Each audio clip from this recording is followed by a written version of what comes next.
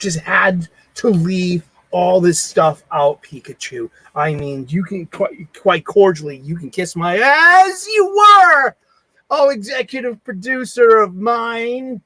How are you?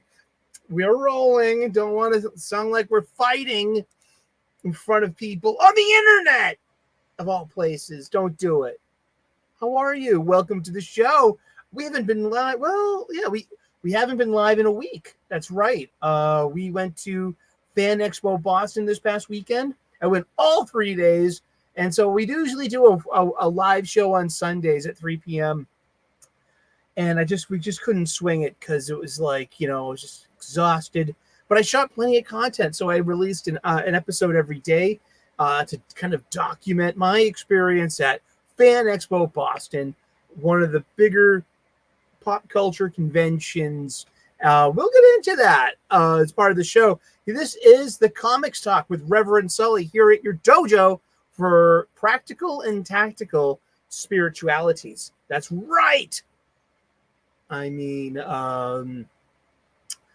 it is Wednesday. It is New Comic Book Day. And, oh my goodness. Who does this guy think he is? Brittany Venti? Oh, that's such a 2022 friggin' reference, I know. How are you, Pika? Pikachu is the executive producer, writes down the copious amounts of show notes in scribble of handwriting that the mind that can only produce such Palmer method, calligraphies. Maybe it's his own secret language, and I'm the only one that can understand it. We have over in the control booth, we've got Drinka and Canadian Bear next to the Cecil hat. Hey, talk about the con. It's James, the wicked fanboy. And it's happy Juneteenth. Really? I mean, I love Black people. I do. I mean, I'm from South Boston, Massachusetts, which was a really kind of weirdly racist place growing up in the 70s and 80s. Yeah, it was. And I grew, it was because my mom wasn't a racist. And I'm going to show you that I love Black people. I'm like Jerry Maguire. I love Black people. I do. I really do. I think Black people like me too. I hope so. That'd be nice. Yo, dude, what up? The Comic Relief Crusader is in the house. How you doing today? So it was Detroit, where I'm from. Wicked Pissa. Just a Detroit boy living in a lonely world. Took a midnight train going anywhere. Oh, gee, not yet. I'm not Japanese businessman drunk yet, but I've been known to, and I will karaoke. We are coming at you live and direct. It's a live stream right now because I'm, I took some time off of work. I'm on vacation. A quick little sabbatical, you know what I mean? Recharge the body, spirit, and mind. And I thought, you got time to do a live show. Why don't you do a live show instead? So I've been doing that. We'll do a live show every chance we get. That's nice because it's like we got to talk to the people in the chat. We get to, be live. I know. It's just... Usually, the Wednesday show is pre-recorded, and because you need to have a work-life balance. I have a day job, so just YouTube isn't like YouTube for me. It's a hobby about my hobby. People do take it seriously. This is a good income stream for people, especially people on disability too. And God bless everyone. Seriously. Cheers to you. Here's to you, my little love, with blessings from above. Now let the day begin. Let the day begin. Let the day start. Bum, bum, bum, bum, bum, bum. Yeah. That's right. Rock and roll music. It's Wednesday. It's New Comic Book Day, where we preview this week's new comic books. We're really big on this channel about trying to be as positive as possible. You know, I'm a human being. I have outrage in me. I've spent most of my life being angry. Actually, a lot of my spirituality stuff is about solving that anger. So if you suffer from the chronic angries, the chronic mopies, and the chronic lonelies, and such as I do, who has felt that all of their life, there's a way out of that. And it starts with gratitude, making gratitude lists, counting your blessings, and what that really gives you purpose. There's a whole playlist on the page about gratitude lists. There really is. I used to have more, but I kind of like, just like, I don't know, kind of like, trying to curate my own content. I literally have 2,000 videos out there. What do you want, like, hanging out there? You know what I mean? Like, looking at your hot takes 3 years later, sometimes they deserve to be deleted. I don't mind that. I'll do that. I'll delete tweets. I'll delete videos. Why not? Curate yourself. You don't have to leave. You don't have to be Jesus giving the Romans the nails to hang you up on the cross with. You know what I mean? Sometimes you're like, oh, okay. You know what I mean? I can see that didn't age well. And if hopefully nobody fucking screenshotted that, or I would be like, wow, you screenshotted that? You archived my blog? Wow, look, that's MySpace, my MySpace page. Oh, wow, something I wrote on Blogger in 2011. I had a, I mean, wow. And what's up, DJ Ronnie G? How is it going? Curate my live journal. That's right. My Friendster space, it's not getting any traction lately, man. I'm really worried about. I put a lot of effort into that thing. It appears to be 91 different floppies. What's a floppy? I don't get the negative connotation of floppy. I don't accept it. Please, if you know why the word floppy is a negative to describe a monthly periodical such as a comic book, which that is the sound of flopping. Can you hear that? Good. Can you hear that? I mean, yeah, flopping. These are some of the comics I got last week. Let's look at them real quick because I didn't have my review show on Sunday. I ended up getting Hulk 13. Really good comic book. The Transformers number 9. Seriously solid still. Green Lantern number 12. Aces. Got to meet Jeremy Adams too and rave to him about that and about being his fan. Suicide Squad Dream Team 4-4.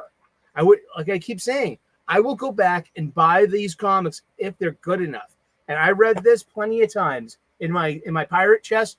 Guess what? I felt it deserved my $3.99 every time. Yeah, I spent $16 on this story. I liked it. Great art by Eddie Barrows.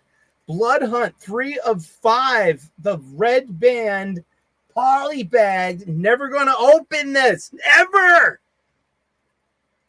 Never, ever, ever. As Taylor said, right? Ever. I read that online too, and just it's fucking boring. Blood Hunt is boring. It's beautifully boring. I'm in it for the Pepe Larraz artwork and this whole experiment with Red Band. Now, Red Band is actually going to be this is the first of the Red Band books. Apparently, Greg Capullo's Wolverine is going to be Red Band as well. Red Band means it's a polybagged edition, which has gorier, more graphic, more gruesome, more grotesque artwork interior in the pages. So it's like you're paying $1 more to get for this bonus of exclusivity. And your FOMO. Fear of missing out. got nothing to do with who you sleep with.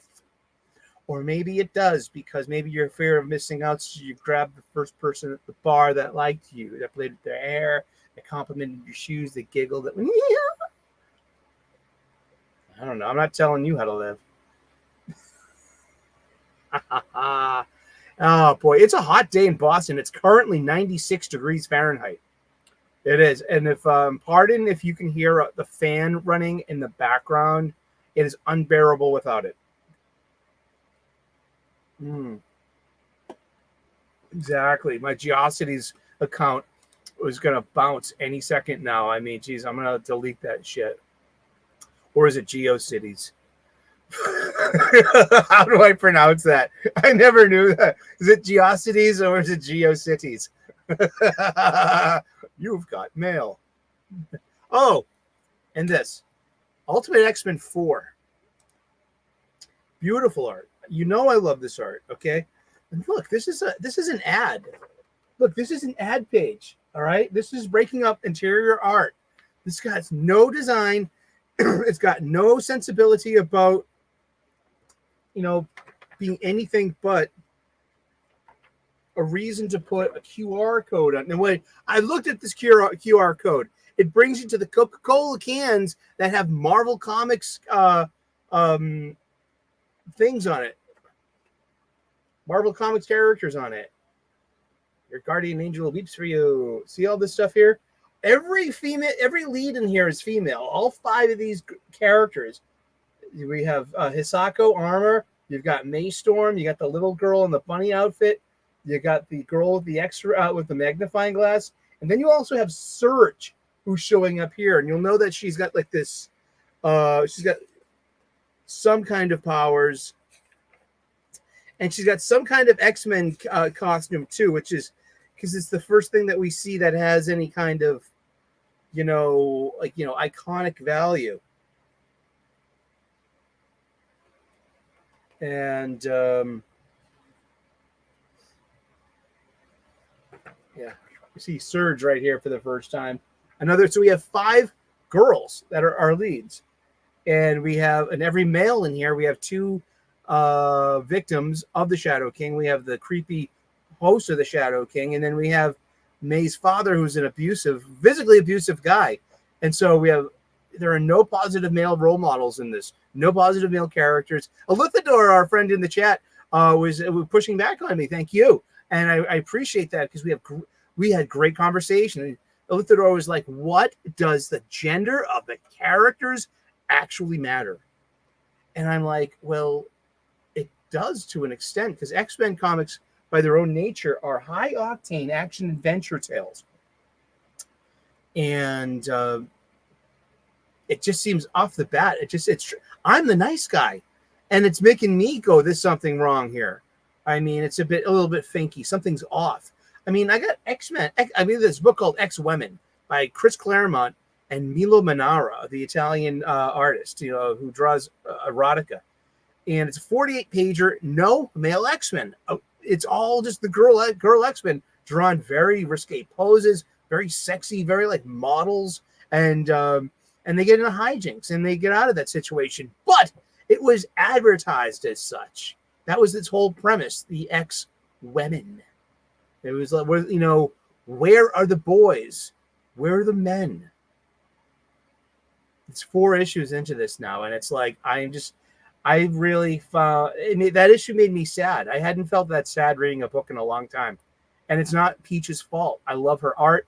I love, I kind of like her story. It's really it's a girl's book, and I think just maybe they need a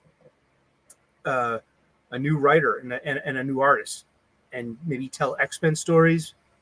I mean, I know they're trying to do something different, and I respect that. And I know that Peach Momoko is this great new talent, and maybe she can bridge some of that manga audience and get some new readers going, But, I mean, I am not 50-year-old man shaking fist at cloud. I'm asking, where are the boys in this? Oh, 2 are self-deletion victims. One's the creepy host of the Shadow King, and the other one's an abusive father who kicks his mutant daughter out for having, for being a mutant, and smacks her along the way. They show that. Yeah, that's in there. This is a graphic novel, a young adult's graphic novel. This cost me $16.99. This is Barda by Ngozi Ukazu. And this is a retelling of Big Barda of Apocalypse. This is a really, really, really good book. Big Barda is one of my favorite characters. Oh, gotta go. See you later, alligator. Thank you, James. It was so good meeting you in real life. James and I ran into each other at Fan Expo Boston, and I saw him on Sunday as I was coming around a corner, and I meant to catch up with you, and it didn't happen. I'm so sorry. Because I was like in the middle of my shoot, and I'm like, okay, there's James. It's good. So I was like, oh, I'll find you later, and I didn't. Oh, I'm sorry. And but it was all good. We'll all catch up at another time. We'll meet again. Don't know how, don't know when, but I know we'll meet again some sunny day. Woo! That's right. I'll drink to that. Dun dun dun. I bought two of these. One for me, and one for my 15-year-old niece, of whom I've been giving comic books to all her life. Like I ran into her, her dad, one of my best friends, he was playing an outdoor gig, a free gig, a couple of weeks back, and I told her, hey, I would have brought you some comic books, but I thought you were getting too old for that. And she was like, no, I love it when you give me comic books. You want? Yeah, I can keep. Yeah, so yeah. So it was like, but then this came out like the week later. I didn't even have this on my mind when I said to her. I had something like Avengers Meow. She's got like 3 cats, you know what I mean? So she's gonna hopefully like Captain Marvel and Bucky with their Bucky with his friggin' comfort cat. Okay. Sure. Whatever floats your boat there, James. But this was really, really good. It's Barda, it's Scott, it's Orion, it's Granny Goodness, it's Darkseid, it's everything in a new story, and it works. It doesn't betray the characters. There's no message here. There's no agenda. There's nothing being pushed. It's just like a new. That's all it is a retelling of a classic story. It's about how Scott meets Barda, and it's really good. Hey, Dwayne Ruth, good to see you, buddy. How are you? Come on in. Pull up a chair. Here we are now. Entertain us. Was Yule on last night? I didn't get an alert. Let me see that. Fantastic Comics. Usually my thing will tell me like the first thing in the morning. Yule didn't have a show last night, did he? No, he didn't. Because I'm subscribed. I'm a member of his channel, so it's like it tells me when. Okay. Well, I hope I'll check in with him on the slide there. But those were like last week's comics we should have reviewed on Sunday, if I wasn't so like a horrible TV host. Let's look at some of this week's comic books. Why don't we? Dun dun dun. This week's comic books. Let's see. What's here? We have 91 different funny books this week. Stand by 1 second, please.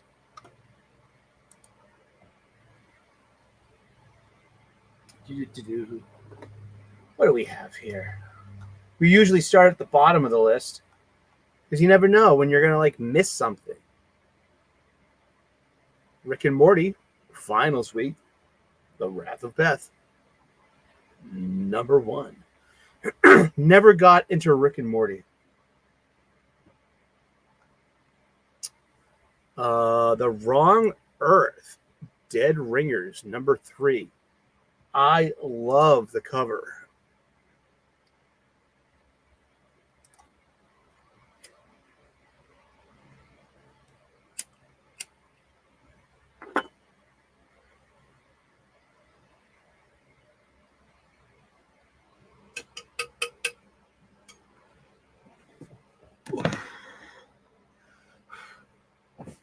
This is based upon a famous sci-fi piece of art that has also been, after the fact, ripped off. It was ripped off by Queen for their cover the cover of their cover art for their 1978 News of the World. And that's really cool. I like that. The Wrong Earth Dead Ringers #3. It's Ahoy Comics, and if I would totally get this. We got Tom Peyer, Jamal Igle, Juan Castro. It's really fun. It's about a multiverse variant, a gritty version trapped on an Earth of his nice guy variant. So it's kind of like Dark Knight Batman being trapped on Batman 66 Earth, while Batman and Robin 66 are trying to figure out Dark Knight, Batman and Robin, Let's see. What's here? We got Batman 149. How many variant covers will this have? An epilogue. We got one more cover. We got one, two. We only have 4 copies of this. How many Robins we have here?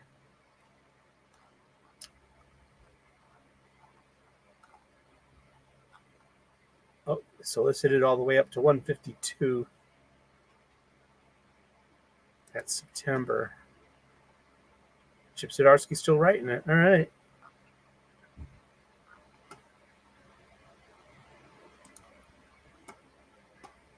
We'll come to that when we come to that.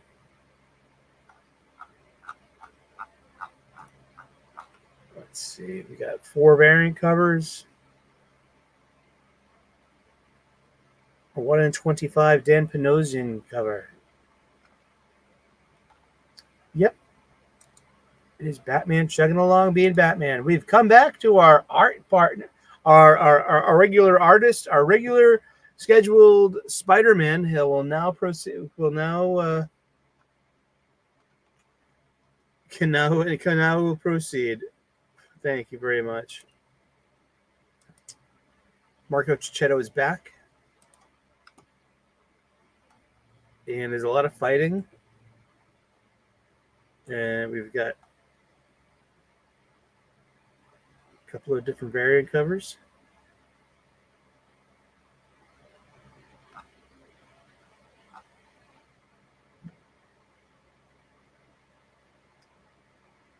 And let's look at the solicits. Solicited up until 9. With Cicchetto still on it. We'll have a Sinister 6.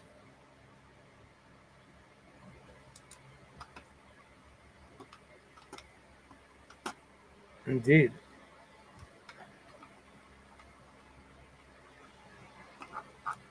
It's okay. I mean, the past 2 issues really took my enthusiasm out of it. Yeah, The Wrong Earth, it's kind of fun, man. It really is. It's like,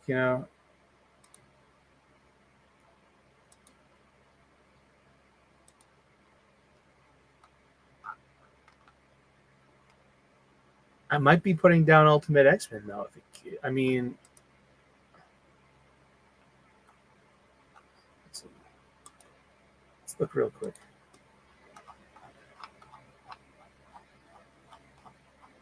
She's got a ton of talent, but let's see, it's September. This is So it's only going up solicited to 7.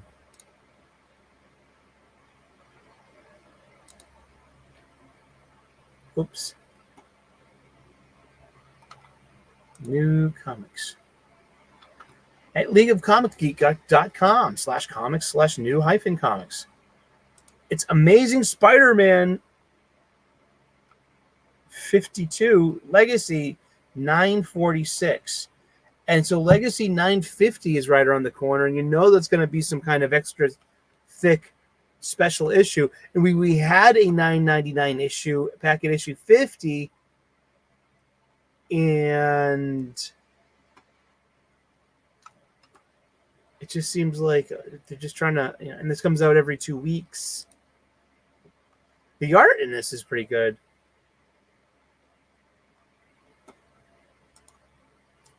It's Spider-Punk.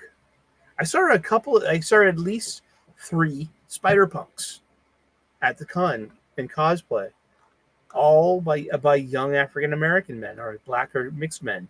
You know what I mean? And they all look pretty darn good. They all had the fake guitar and, the denim jacket and everything. And you know what I like more than this Amazing Spider-Man was Cody Ziegler's Spider-Punk Arms Race 1, 2, 3, and 4, which is going to collect nicely. Also, we also heard some news today. Zeb Wells is stepping down from Amazing Spider-Man. Hopefully, he's going to take Paul Rabin with him. Hopefully, there'll be some kind of. We've got 12 variant covers. Or is it 9 variant covers? But these are retail exclusives, exclusive to certain stores. So what? Addie Gradinoff, huh? It's the Pride variant. So no, look, that's North Star of Alpha Flight. But come on, Spider-Man and his amazing friends. Shouldn't Spider be out there? Spidey should be out there with Bobby Drake, right? I mean, I know that we all know that it was Jeannie messing with Bobby. Jeannie was so tired of catching whiffs of him, thinking about her while he's snapping the carrot. She's 16, he's like 14, right? And so she just does something mean. Maybe she's a mean girl. Why can't she be a mean girl once in a while? Just because she's mean doesn't mean she's not a good guy. I mean, look at Emma Frost. She's definitely mean. We have Nightwing 115. Tom Taylor, Bruno Redondo, Post 2 of Fallen Grayson. This is Tom Taylor's last arc on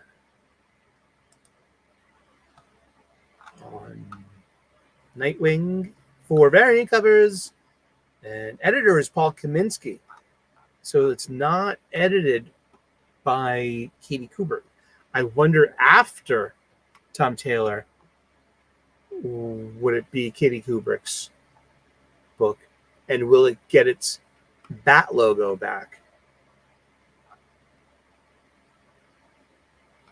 Because it's not a bat. It doesn't have a bat logo on there. And there's a backup. Absolute Power. The first 3 pages are backup this week. And your DC comic books, you're going to get some setup so you can pay it off by buying the book. Speaking of Mark Waid, we've got Mark Waid and Dan Mora on their 5th dimensional imp adventure of it's like a what if everyone had an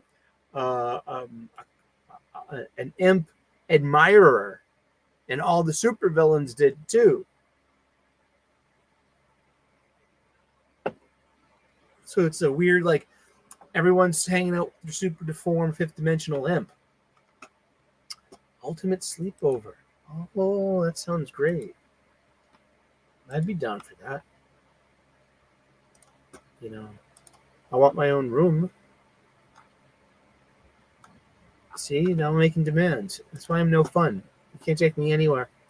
Wonder Woman number 10 by Tom King with great art by Daniel Sampere. Talk about drawing beautiful women. Talk about like X-Women by Claremont and Milo Manara. Milo Manara is legendary work, legendary fine, just like very fine lines.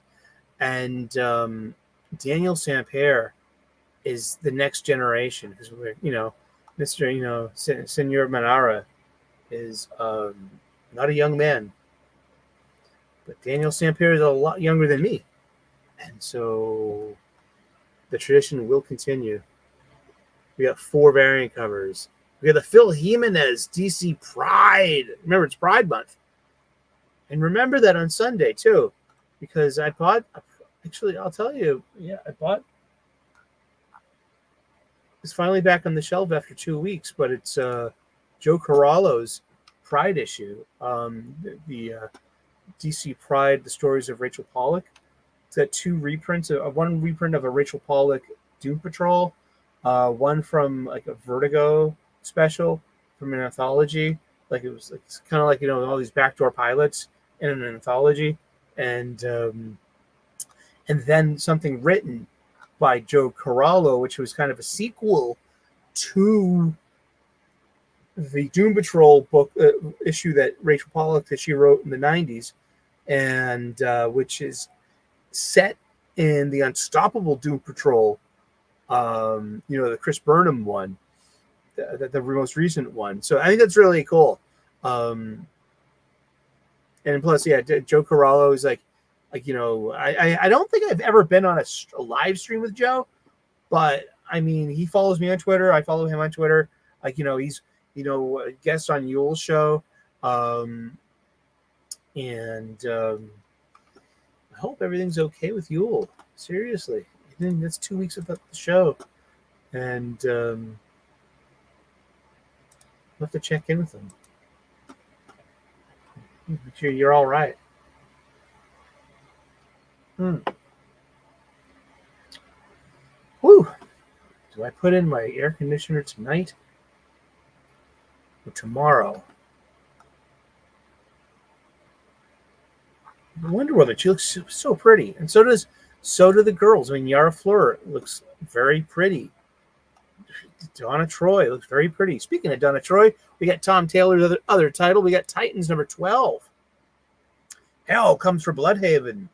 We got this pretty good Paul Kaminsky's the group editor on this as well, which is also Tom Taylor's book. Maybe Mr. Kaminsky is Mr. Taylor's editor in a way. Like, you know what I mean? Like, hey, Kaminsky works best with Taylor. Let Taylor just report to Kaminsky. You know what I mean? He's got Titans and he's got Nightwing. You know what I mean?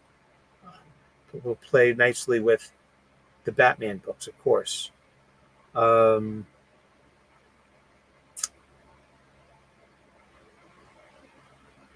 Dr. Hate. You got Raven. It's a Chris Samney cover. Indeed.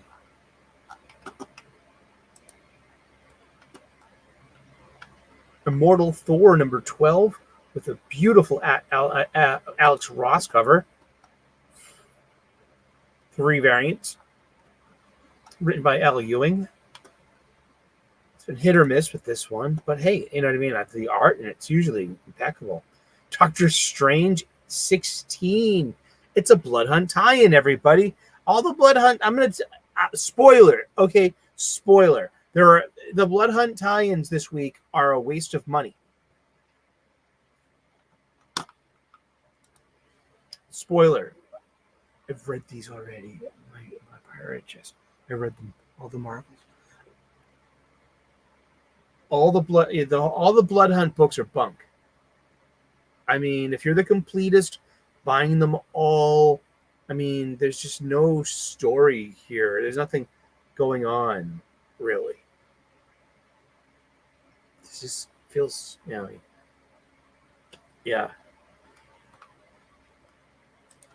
Exactly. Dwayne Muth with the truth. Dwayne, I just came up with a title for your YouTube show. We need to have you start a YouTube channel. We're going to call it The Comic Book Truth with Dwayne Muth. And you know what I mean? And we're going to you just got a green background and you put anything behind you. You know what I mean? This isn't actually anything behind me. This is like a total just thing of Pikachu's on a green screen. Alarming. It's so hot too. I wonder why Pikachu put the fire on. You know what I mean? He put the fireplace on. This is issue 30 of 59 in the Blood Hunt series. Seriously. So show that beautiful bean footage. So it's Wong. Wong is taken. He works for Shield. Wong's the he's like the mystic of Shield, and he's got his own clever acronym too. I can't remember it right now. But they have Stephen Strange's vampire body. See, it's Blood Hunt. It's about vampires, and a couple of the heroes have been turned into vampires. So when Doctor Strange was turned into a vampire, he had the good that he escaped his body by entering the astral plane, but his body is a vampire with the volition all its own. You know. And I think Shield got possession of Stephen Strange's vampire body on a helicarrier, and our friend Wong is, questioning it or something, and just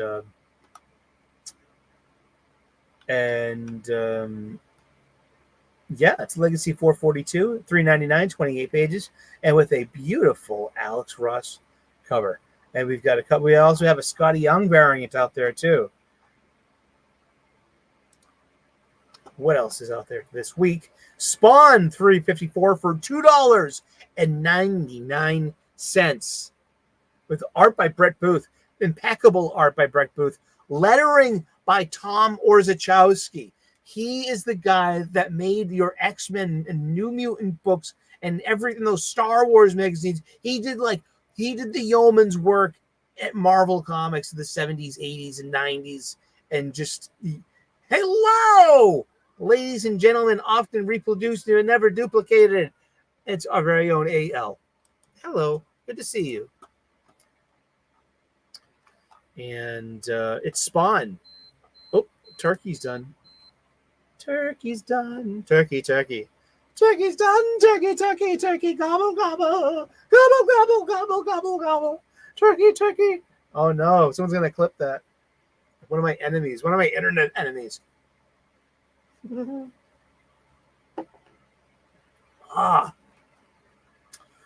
serious about this Barda book. It's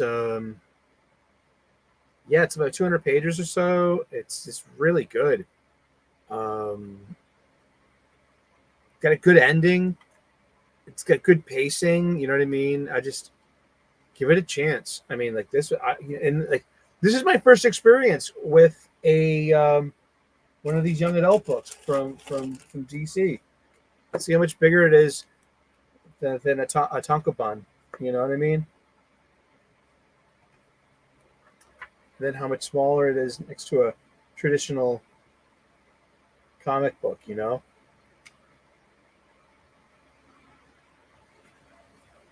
But yeah, I mean, I'm a huge Fourth World fan. I love, my first Fourth World books were definitely Justice League from like 87. That's why I got turned on to Barda with the pencils of Kevin Maguire.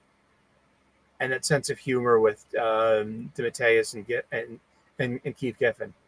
And it was Oberon, it was Scott Free, Mr. Miracle, and his wife, Big Barda. And they were living on Earth, and they were part of the Justice League team. And it was some of the best, funniest moments. I love Big Barda. And then catching up on the Jack Kirby stuff. And like the first time we see a profile of Orion, he's in complete darkness, and he's got the same. It's like it's done on purpose because like it is a setup to a payoff. He is Darkseid's son. He has its exact. They share a profile, and it's just. I love Big Barda. Like Big Barda was so well done in the animated stuff too. But yeah, here we get Spawn's got one variant cover by Carlos Barberi. It's pretty cool. Looks like a 90s cover. It's pretty great. So they are gathering dust while the manga are all dog-eared. Yeah.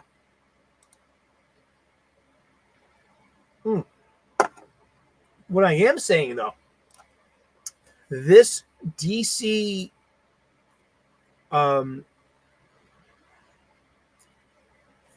this is our author and our artist. This is Ngozi Ukazu. She's going to be at my local comic book shop, Kamikaze, in a couple of days on Saturday, on the 22nd. I'm thinking about going back and having her sign this and thanking her in person for such a great, because like you had like Gotham High, right, where they made Bruce like half Chinese, and they made like Alfred Gay and stuff, and they they have all these like, weird, like, oh, it's only a a multiverse, and they have these incorrect portrayals, of the characters. You know what I mean? They go too far with their modernity. This keeps it so tight to the original story. It puts a really nice spin on everything. I really dig it. And I highly advise this book. This is a huge suggestion from our channel to you, comic book readers, fans of this medium. Please, go pirate. I pirated it. I read it on a pirate site. I read all 200 plus pages of it. And then I went and bought 2 copies of this. One for me and one for my 15-year-old niece. Because it's that good. Dude, proof of the pudding remains on the plates. Yowza! Let's do it! It's time to crack another cerveza. Because we're on vacation. On vacances. En français, vraiment, c'est vraiment, n'est-ce pas mon ami, c'est vrai, d'accord, oh, mon Dieu. I'm just making up a little ditty. I don't, that's all real French words, okay? What do we got? What do we got? Magnificent. We have Jerry Duggan, who's coming off of Iron Man soon. I mean, is the Duggan age of Marvel done? What's Duggan to do next? What will he do next? I like Jerry Duggan. All right, I'm not going to lay any hate on Jerry Duggan. I've told my Jerry Duggan story many times. He is a friend of a dear friend of mine. They were college roommates. And I mentioned this to Jerry when I saw him last year at Fan Expo Boston. I'm like, yeah, I'm TD's friend. And remember me from 10 years ago? And we're like, oh yeah. And from Boston. Actually, it was 8 years ago. It was from Boston Comic-Con Boston 2015, and which was 8 years. Yeah, and I had a picture of us and I showed him. I was in cosplay. And so I got a text from TD that night being like, hey, I'm hanging out with Jerry the man himself. Thank you so much for, it was like a real social media. I'm not going to talk shit about Jerry Duggan or his work. I've liked the majority of his stuff. Everyone's got everyone's got a few clunkers, I know. But, excuse me. One thing I do like he's playing with, one of his things was setting up this marriage of convenience between Emma Frost and Tony Stark. Thank you. Hello, Firmana. Good to see you. Yes, I'm actually on vacation, but we were closed today and have a paid holiday for this. It's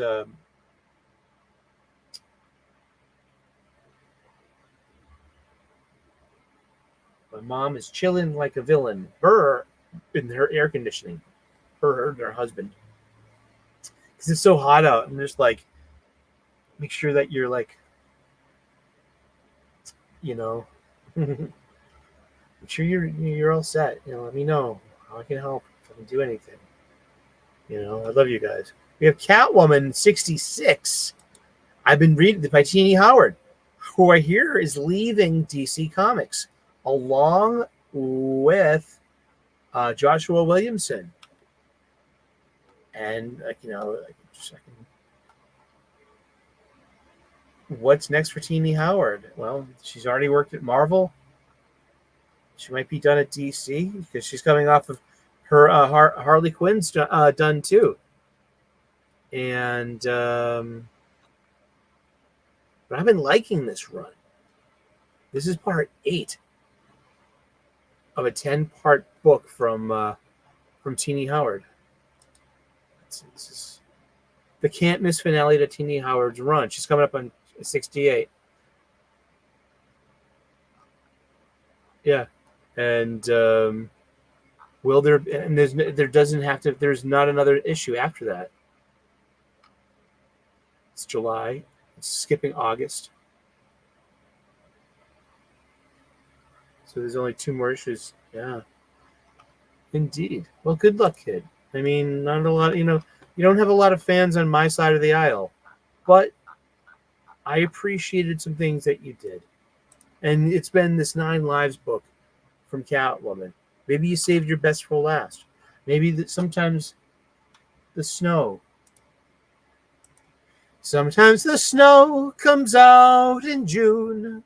Sometimes the earth goes round the moon.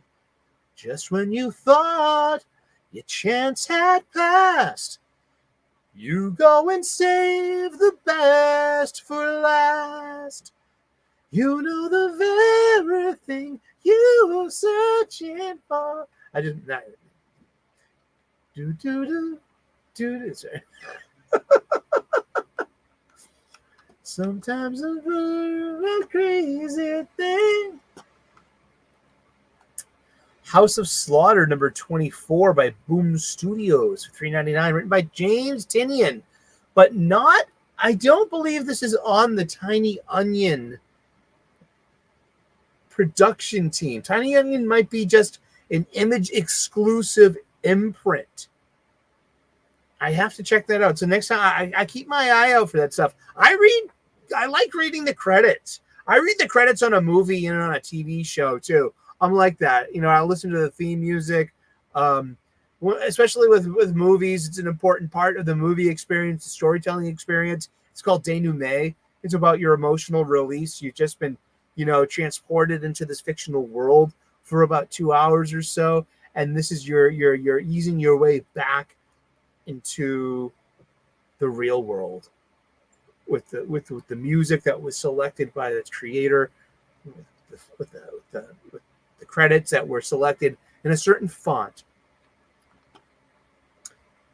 Destro number 1 by Dan Waters. How many? We're gonna go look at some variant covers. Let's do it because this is part of what we do in the show.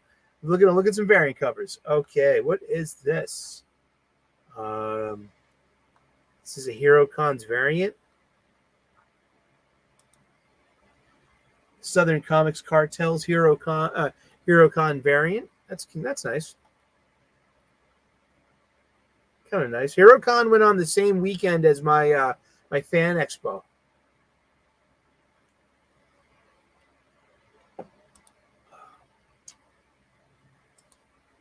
Indeed. The man, the myth, the legend. Destro.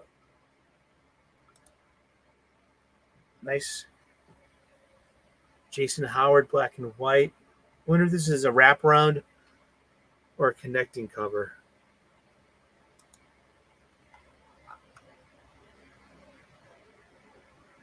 See? Hey, that's good. Megatron grows his eyes back. Spoiler! It's the blank cover that you bring to a con. That's got to be Tomax and Zaymot. Kind of looking like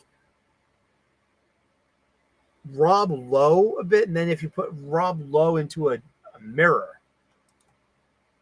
Oh, I like this. John Boy Mayer's cover. That's exciting. I like that because you got some Mars tech behind you, like the Fang suit. No, that's not a Fang suit. What is the Cobra suit? It's a Cobra armor suit. The Snake battle armor. I had one of those. That was fun. I had so many G.I. Joe toys growing up, especially that first wave in 1982. Well, that's a nice cover. It's a bit too much of that, but it's there for style. That's stylistic. So I'm not like I simultaneously despise it, but take it back to it's just like all the screen tone dots, but that's there for literally, artistic. Think this is fun.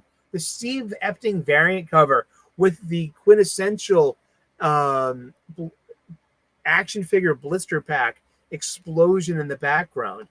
Destro is one of my favorite action figures in that run. I had Cobra Commander, I had Baroness, I had Destro, I had Cobra Soldier. I think I'm pretty sure I had a Crimson Guard, but that's kind of getting closer to 12, 13 when I'm aging out of it. I definitely had Cottonmouth because Cottonmouth came with the swamp boat, the hydrofoil thing. Oh gosh, I mean, this just the fact that I can't remember. This will come back to me at like 3 a.m. All the Joes are dead. See that this one is cool. This is based after Transformers issue 5. This is very famous. This is a parody of that's pretty cool.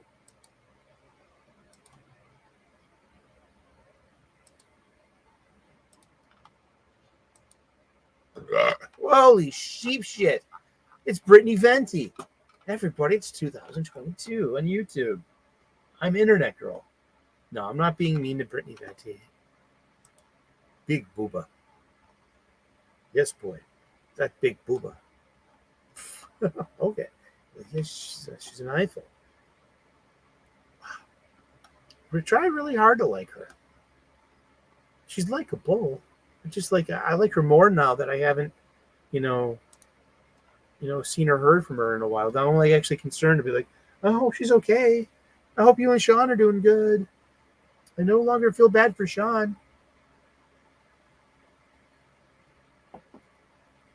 The Last Ronin Re-Evolution number 2 for $8.99 with its unique magazine-sized. Oh wow, the Ben Bishop variant. That's nice. It's perfect bound. It's oversized. $8.99 for 48 pages of story and art. It's written by Tom Waltz and Kevin Eastman. Great art by Ben Bishop. We were introduced to 4 new turtles: Moha, Odin, Uno, and Yi. And their friend, their human, their familiar, their splinter, their sister, their sensei, Casey Marie Jones, daughter of Casey Jones and April O'Neil. It's a direct continuation to TMNT, The Last Ronin, and that conclusion, and that status quo, and of that universe, and which is what I consider, in my opinion, to be the Mirage universe, or is as close to as we're going to get ever. Gray gave Destro a good review earlier. Our friend Gray Cope from Wakazashi's Tea House from all the way in Japan. He's an Englishman with a Japanese family, and he's been living there 20 plus years now. He's also a volunteer firefighter. Great guy, and you should dig his channel. I'm a member of his show too, because instead of supporting large channels, because they don't need they need everyone they can get, sure, but they're at the point where they're not going to notice me, and but you know what, I can make a difference elsewhere to a smaller channel. I like turtles too. We had a box turtle named Leah that I called Log. She was already like 30 years old when we got her. My mom loved our turtle. She would just we would give her lettuce and tomatoes, and then we would let her just walk outside on the we were in the projects, so we didn't have really a dirt yard. We had lots of pavement though, so we let the turtle. We take the turtle out for a walk. It was a joke, and because it's good for her nails. You know what I mean? She can file. Let her get some some exercise and wander around a little bit. And oh man, turtles are nice pets. They really are, and they're smart. They know who you are. I attest for that. So yeah, we've got 3 variant covers, 4, 6, 7 variant covers all day. Look at this Kevin Eastman black and white variant. I love this. $8.99. 1 in 100. That means it could go for $100 for all you know. 1 in 25, a 1 in 50, a 1 in 75. These are your incentive covers. I'm telling you, I already came from by my local comic book shop. I got the Ben Bishop cover. This is why I went, ooh, because I was like, oh, I got a variant cover to choose from? Okay. How much longer is this? Because this is only going 1 more issue. Let's see. Maybe I can order a variant cover. Kevin Eastman, 1 in 100. No, they would have to order 25 copies. Unless they've got 25 people, you know what I mean? And plus they put that on sale anyway. But yeah, we're getting to know these turtles. We're getting to know their personalities. They're not our original turtles. They're new people. They are the next generation. And if you're going to give something a chance, hopefully it's TMNT, Last Ronin 2, Re-Evolution. That's a good chance to be giving a comic book. If you want oh, I'm so burnt out on caring about this stuff. Everything's so disappointing. Everything turns to shit. So again, a solid rec from the station here, from our channel. IDW's Teenage Mutant Ninja Turtles, The Last Ronin 2, Re-Evolution, number 2. Sensational She-Hulk, number 9, by Rainbow Roll. It's Sex in the City in space with heroes. It's fine. Nobody finds an audience. Captain America 10 by J. Michael Straczynski. And usually Jesus Saiz. Lately, it's kind of a mess. I haven't been really liking it that much. Red Coat number 3 on Image Comics, part of the Ghost Machine universe of Jeff Johns books.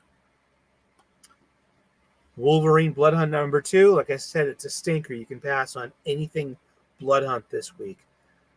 Talking about coming at the closest you're ever going to get to original flavor. I've heard a lot of complaints about this too, and I've had some complaints with it, sure, but it's Hellblazer, Dead in America, the Sandman universe, $4.99, Black Label. It's issue 6, so it's going 9 issues at least. There have been 2 previous volumes of this. Yeah, Usagi, that was fun. Hey, Mark McGrath, how you doing? Great is a great guy. 7 variants, yeah. Exactly, he's everywhere. Mark, you popping in, saying hello.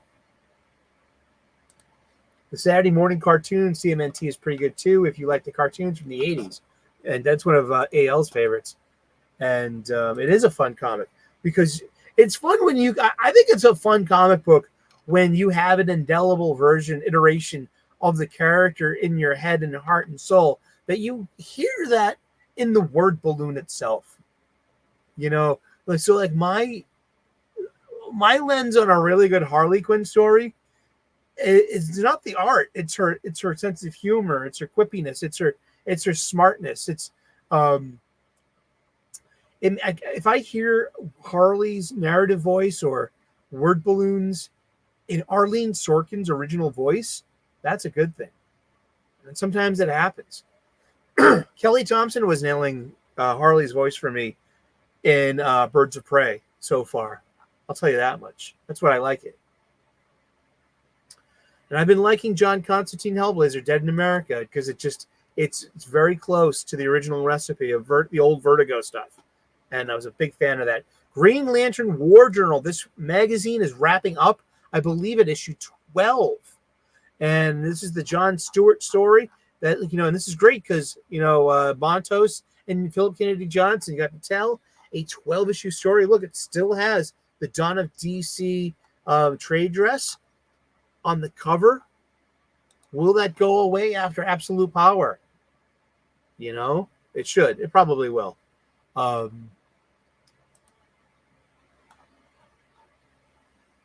What else was new this week? Oh, gee. Dracula Blood Hunt number 2 and Black Panther Blood Hunt number 2s of 3. And number 2, no, is not a bathroom coat. I'm not going to say that about a comic book or a person or its writers or its creators because, I don't think that's fair. You know what I mean? It's like, I'm not here,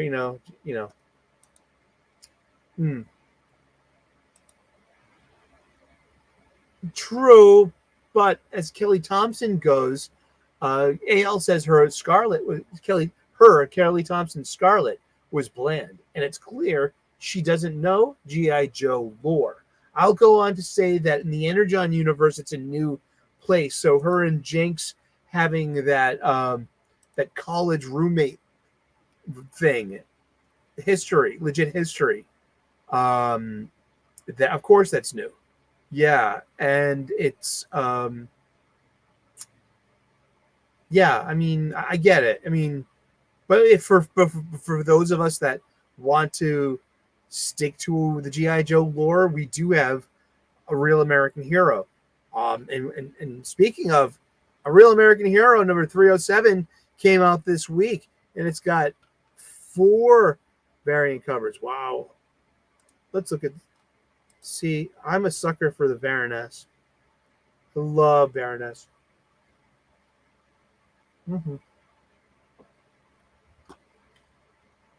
I will say AL pushes back on me with a salient point.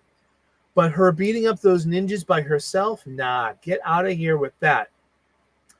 Kind of agree. I'll give you some, you know what I mean? I will say that Scarlet is that level of fighter. She wouldn't be on the Joe team if she wasn't. That's her fighting proficiency. I really believe that. But that scene, like that double splash page, that's a Kelly Thompson fight scene. And I've seen the same sequence in issues of Birds of Prey very recently. Like your background is a rooftop and your heroine is running the gauntlet and kicking ass. And it's the same, and it starts in the back and in the background, comes to the midground and, finishes in the foreground. And it's using that Carmen Infantino flash effect of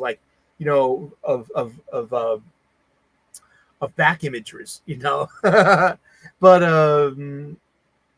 yeah, I get it, Let's see. I love you, Baroness. Shh. Yes, dear.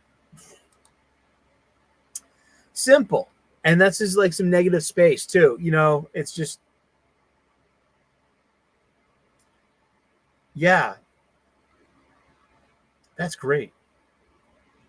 I really like the negative space aspect of this. This is really good.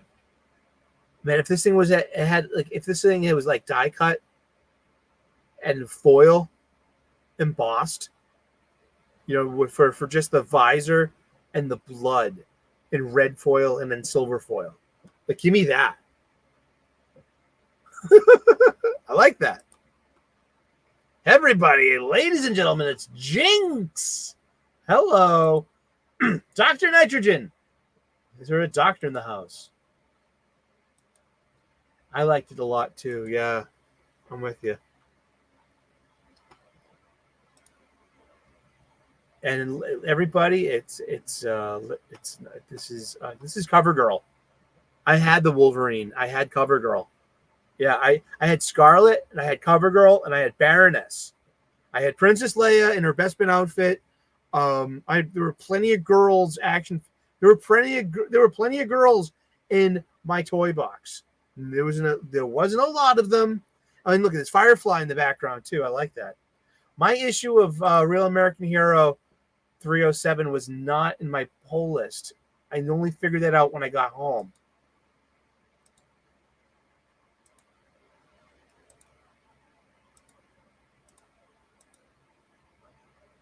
And yeah, that was kind of like, but yeah, there's the, but I like the A cover by Andy Kubert.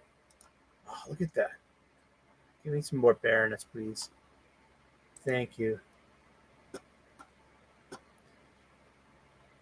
Well, they don't take up a lot of space, so you could invest in one, literally, and just like and just like put it like near your desk, and it won't take up any space, and your husband won't even notice, except for your bank account statements. Seriously, go for it. You have the channel's permission. Kelly Thompson is an awful writer. Scarlet, like all the other Energon books, is new, but it's supposed to capture the essence of the character and fails. Snake Eye's story is now Scarlet's. Well, we have to remove Vietnam. I mean, the Snake Eyes' inciting incident is getting injured on that recon patrol with Storm Shadow and Ranger, Stalker. And that's how he loses his ability to speak, and he gets his face deformed, and then he looks for a new purpose in life, and then that's the famous thing of like being underneath the waterfall and his training and stuff. But it's only one issue so far, and we got a couple more to go, and I hope she's able to pull it out for you and make it happen. I mean, as Kelly Thompson folks go, I liked most of the first 6 issues I liked 5 out of 6 of those of her Birds of Prey. I did a lot. And so I liked Scarlet in the same way that I liked. He knows. He's jealous. He wants more of his own around. And I'm like, dude. Very nice. Spider-Woman, we got Feral, we got The One Hand, Venom, Separation Anxiety, Captain Marvel #9 by Alyssa Wong. Yeah, all right. Yeah, I will resist the urge to make toilet paper jokes. BOP, it is now. I mean, the first, that first arc was like, it turned into Buffy season 6. No, I'm just season 5. Season 5 when like Dawn. I mean, the whole thing with the hidden sister. I mean, I know my pop stories. I feel, and I feel like because it's safe enough. It's been 20 years, Yeah, huh? I hear you. Yeah. Let's see what else comes up this week. Man's Best #4. There are 4 variant covers. Oh, they're all so adorable. I would have gotten any of these. I picked this up today. I've been buying this. I've been buying Man's Best, and there's only one more issue left, and it's fun. Maybe I'll give it to my niece. Maybe she'll like it. Better than me, and because Greg Rucka can't get hired by DC or something. I always thought he did Women Heroes, right? And it's got more to do with academic postmodernism and modern hiring practices than it actually does about authentic storytelling. It's about changing narratives. It's about, James Bond 6 came out. So I missed this today. I still have to pick up like 4 and 5, I think. Garth Ennis writing James Bond. This is the last issue of his arc here. I have to catch up on that. I wanted that D cover for Man's Best, but my shop didn't have it. Yeah, I mean, I wonder how many copies of Man's Best I think I got the last one at noon on Wednesday. Maybe there was I think there was one more behind it. I'll be fair. Displaced number 5, Gun Honey, Collision Course from Titan Comics, Uncanny Valley, I Heart Skull Crusher. Sure. Let's see. Oh, it's an Amazing Spider-Man facsimile. No thanks. I saw this on the shelf. Crisis 3 facsimile. So they're going to try to get $48 out of you for all 12 of these, I think. Exactly. It came up on me too. And Garth Ennis is writing it. And it's really like his Punisher meets James Bond. It's like, it's pretty good. I like it. I gotta find the rest of them. Under York, The Butcher's Boy. I've read both of these number ones. I like reading number ones. I do. Because you're giving a chance to a new story. All of the dreams. What does it mean when the rhythm is glad? There is nothing to be sad. Danger and dance, clapping the hands when we out in the space on the planet of the base. That's right. Sex, I'm wanting more. Tell the world, stop the war. Girls, they're my favorite guy. That is a terrible story. Oh, I thought you were talking about my song. Oh, it was Batman Reptilian that put me off. You know what would put me off of Garth Ennis? He's fine. Garth Ennis put me off to Garth Ennis was his Punisher Max, not his Punisher Marvel Knights story, but it was like I think his second volume of Punisher Max when he's in his, he had those Tim Bradstreet covers. It's really good stuff, but there was this one point where he had like this like Russian mob using an executioner or torturer that used fingernail clippers. And he started with the guy's eyelids.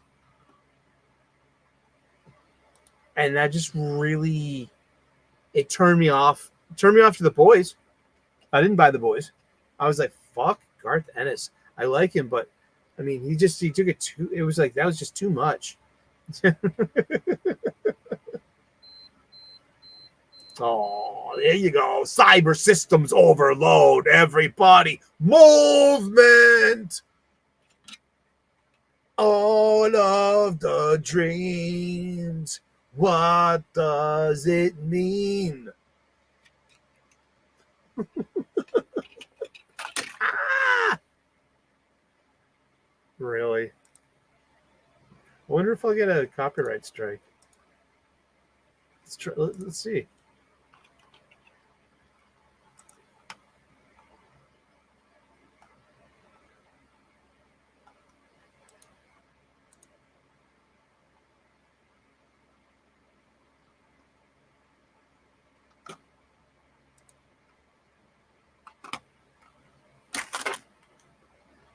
Oops, it's the wrong one.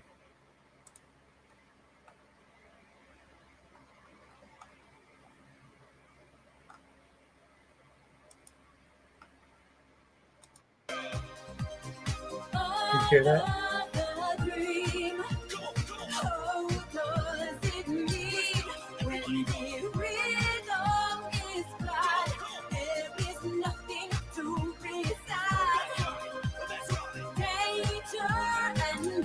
Come on, come on, come on.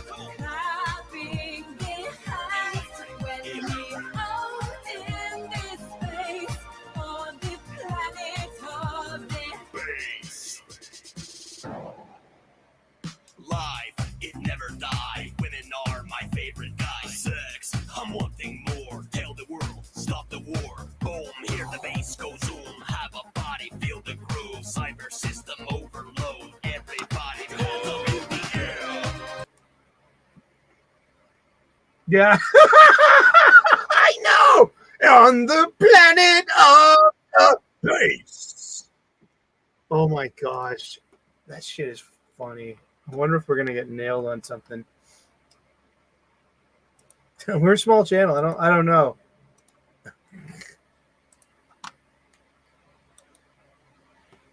That's so creative. That's called, just put Planet of the Bass into your YouTube search and you'll find a few different versions of it. I think it's this guy Ryan Gordon, and he's an American kid, and he's basically just goofing on Europop. But what he has done, like that song is satire and parody. But what he's actually done is make a very competent dance single. That sounds like that sounds like real club music. And he's doing it from the point of view of one of the nonsensical things like English as a second language to an Eastern European, dude bro rapper. Oh man. I that's all I know of him. It's probably one of these internet people. I'm like, what? You don't know this guy? You boomer. Sex, I'm wanting more. Tell the world, stop the war. Boom. Hear the bass go boom. Cyber system overload. Something I would do. Plus the chick is hot. Alrighty. That's about it. Yeah. Blood Hunters. I think Blood Hunters #2 was out this week. How the fuck is this going into a second printing? Dracula #1 by Danny Lore is going to a second printing. It's blood soaked. It's blood soaked, ladies and gentlemen. Yeah, that's it for this shit. All right.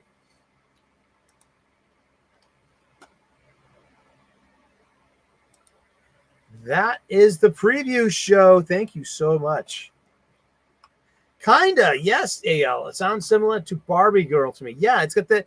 For me, it sounds like the guy's trying to make fun of David Guetta, because David Guetta hasn't had a smash hit like that in 12 years. It's been 12 years since Titanium. All right, and he had see his voice in the backup on that too. So it's like but then this is making fun of that, yet ends up smashing it out of the park. That kind of, that's cute.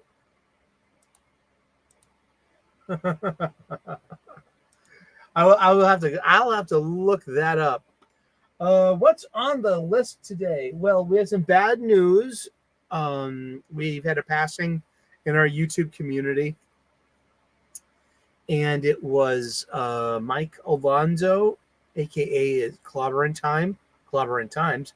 But he had a YouTube. He still has his YouTube station up, and I think his friends are going to carry on his legacy. And I hope to have a part in that, especially their Saturday night show called Saturday Night Star Trek. And it's a show that I should watch more of, but they watch every single episode of Real Star Trek and talk about it all Saturday night. And it's nice to hang out with friends. And it's just like, these are all people that I know from hanging out with Clobby. And I don't know how Clobby knew that I just started doing YouTube content. I haven't been doing this very long, but I did it long enough that I started doing a daily show January 1st, 2021. No, 2022? 2023? No, it's 2021. Wow. And that was when we started doing the golden age of DC Comics, 365 days. And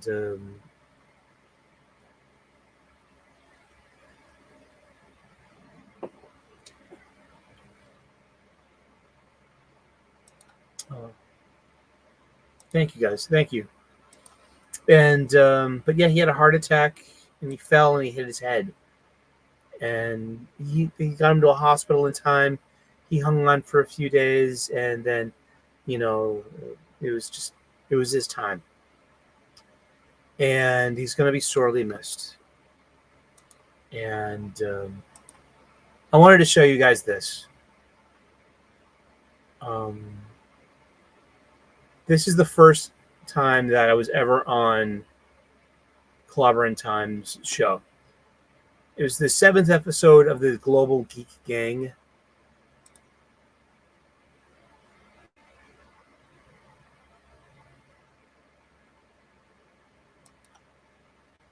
And he asked me to be on. Even a joke. I mean, it's in my case, it's accurate. I'm right on. I was born in the year where the boomer stops and the other Gen X starts.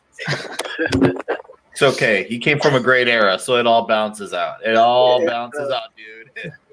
There he is, my friends. The first time on Clobber Time, I would like to introduce. But hold on, now we blocked out. Well, I'm trying to get to it. My I'm still in, don't worry. My StreamYard is very slow. Move me up there because Ash is far more hunter than me. So move me up there. I'm slow, but my StreamYard is even slower. Sorry about that, bro. How you doing, man? I'm doing well. Good to be here. Thank you for having me on. Awesome. Oh my goodness, man! You're always welcome to the Global Geek Gang experience, son. I am so into this. And brightest day, blackest night, no evil shall escape our sight. Let those who worship evil's might beware our power. Green Lantern's light. Oh, yeah. It sounds like some bootleg sing-along. Nice ring there, man. I've got all the plastic ones. I don't have that expensive one. A friend of mine made this for me about 20 years ago. Wow. Made it, yeah. It's out of, that's cool. Yeah. It's, Holy shit. It's actually a true representation of Hal Jordan's signet ring. Oh, wow. Oh my God, man. And this was like back in the day. That's fantastic, dude. Where I love it. It's all banged up by now, so this is back in the day where I was shooting this on an iPhone on a tripod with a ring light, and you can see the dead giveaway is my AirPods.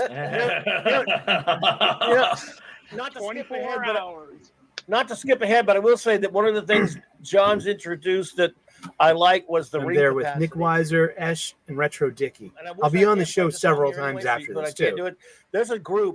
Just good to hear your voice, band called Kirby Crackle. Thank you, Michael. They have a song called Ring Capacity. It's so catchy. And it's it's so fun to see this. Dude, I listen to it all the time. I don't know if you've ever heard it. If you could probably find it on YouTube, Kirby Crackle. And that it's got a lot of cool comic book songs. They love the comic geeks, obviously. Kirby Crackle. Yeah, that was definitely from my Ring Capacity. It says Ring Capacity from 90.2. my AirPods. Is the song, and it basically tells how. Yeah, and then in the song, shortly after this, Sinestro's beating the crap out of him, and all the and it's about how I upgraded to a desktop, and I got a Blue Yeti. I got a decent webcam and a refurbished hard drive with 2 monitors, and it's been a really decent. Man, I need to hear that. But look at the background. Band in general. Look at my background. No lights. No.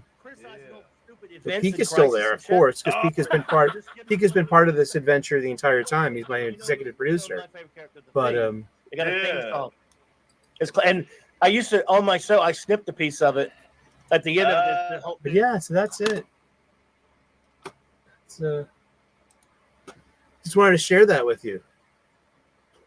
Thank you, Mike Alonso, Clobbering Time, and he's passed away. will keep. I personally will pick up the standard. I will pick up the flag, and I will go and I will. Yeah. Yes.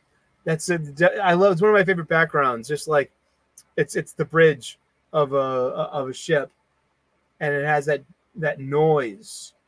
You know, yeah. No lights, no music, no models. You know, I hadn't hung up my frame picture, autograph picture of Doomcock yet, or my Xanadu license to be like the anti-pope and guru of Xanadu. Me. And no, it was very good to be part of that. And it was Clobby.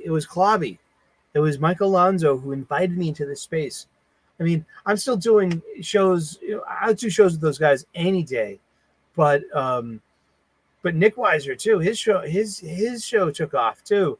You know what I mean? We all started. You know, we were all just like rookies. You know, starting out kind of like all under 1,000 subs.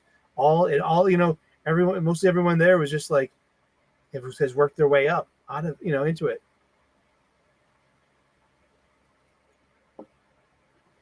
This thing of us, can't do that on TV. So don't.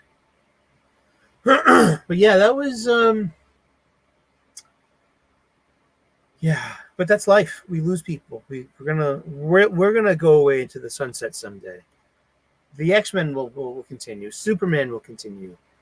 Hopefully this will continue in hundreds and hundreds of years. It would be great. And but yeah, I mean, just like, but it's just heartbroken. But we'll get of course. This is life. This is a big part of life, is dealing with our grief and dealing with our loss. And we've lost Mike Alonso. We lost Clobby. He was such an important part of my YouTube community and my experience. And to being a YouTuber, of being a comic book YouTuber, he introduced me to my entire circle of friends.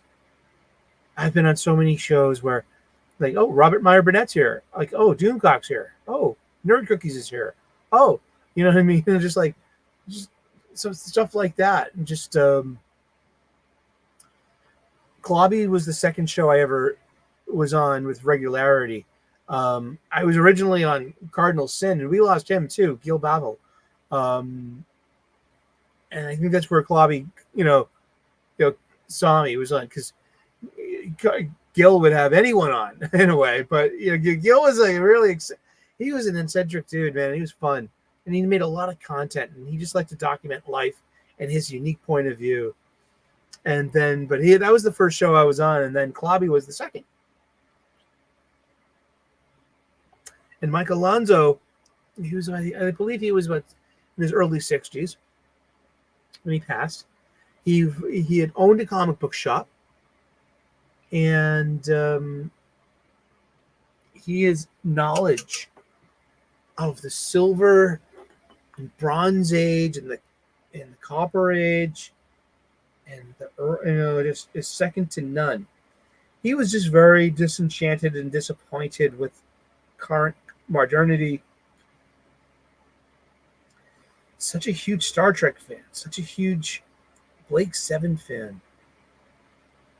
I got a copy of Blake 7 because of him.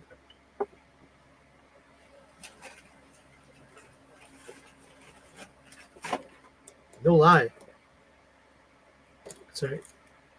This is I got an all regions Blu-ray player, so because you can get sets on the cheap, especially for quote unquote imports. Your all regions DVD player, Blu-ray player doesn't know it's an import. But I got Blake 7. This is a 1978 British sci-fi show that's just serious as shit, man. It's got like the same production value of Doctor Who, but none of its levity. And I never saw it here. It played on very few American markets. Yeah, John, Ronnie, the ship rumble. Exactly. Oh, 1 second, please. Hello. Hey, everyone, it's my logo. If you like my logo and you want to see that on a t-shirt, well, let me know. I can make you one and send it to you. Seriously, maybe. Don't hold me to it, but I've done it for myself several times.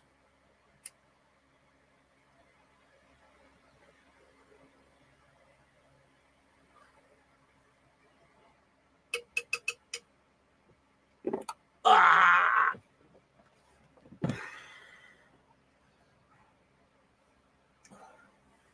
If you identify as a man or have boy parts, it's good to stand up out of your chair every hour and a half and tug on your boy bits and get the circulation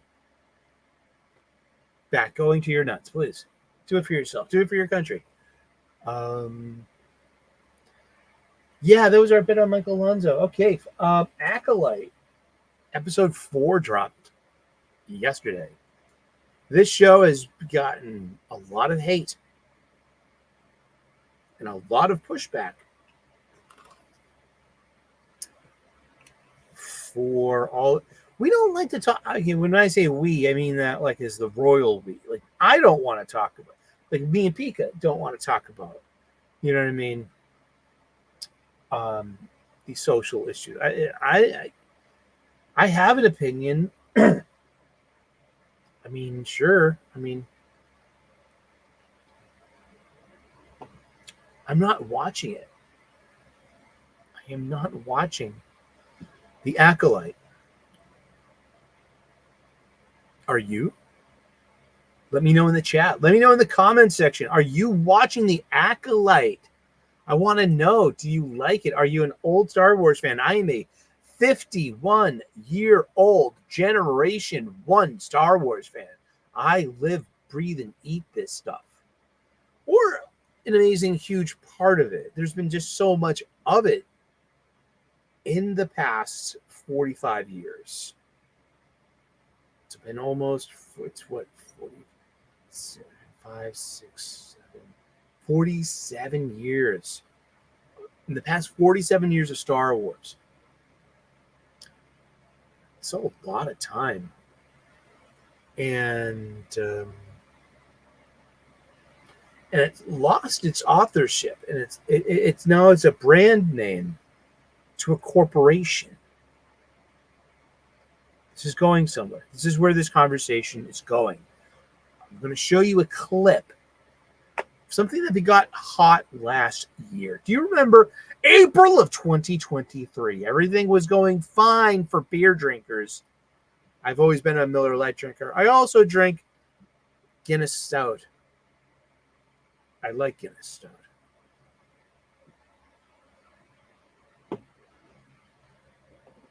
Oh. Thank you, Fear Marnak.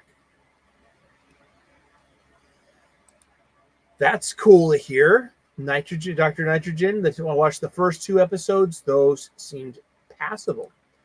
I'd like to hear more shit like that, like about typical stuff. About, but as an old fan, it's just like, there's just, it broke the internet. It broke Star Wars internet again today. It doesn't respect the canon. It's breaking the canon. It's ruining my childhood. It cannot break canon. This is a closed book. This is a done story. The only way to subtract from this would be to delete it from history. There are no special editions of the novelizations.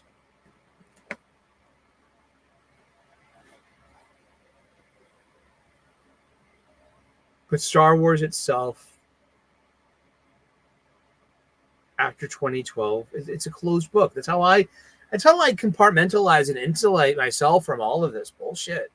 Seriously, it's like there's Lucas Star Wars and there's Disney Star Wars. I'm fine with that. I'm an ordained minister. I look at the allegories of other people's religions, and I use that as an allegory, not as something very literal. You know what I mean? I'm not going to have my own views weaponized against me by some yuts looking to fucking dunk on a chud over a Star Wars conversation, or to marginalize, minority communities with an awkward allegory. But I mean, seriously, I think there's an Old Testament and there's a New Testament. I'm just an Old Testament kind of person. All right, you have a this is the New Testament. The Disney years it's just like we have a real break in this shit. You know what I mean? There you go. I'm fine with that. That's coming from a Western Judeo-Christian bias reference. You know what I mean? Seriously.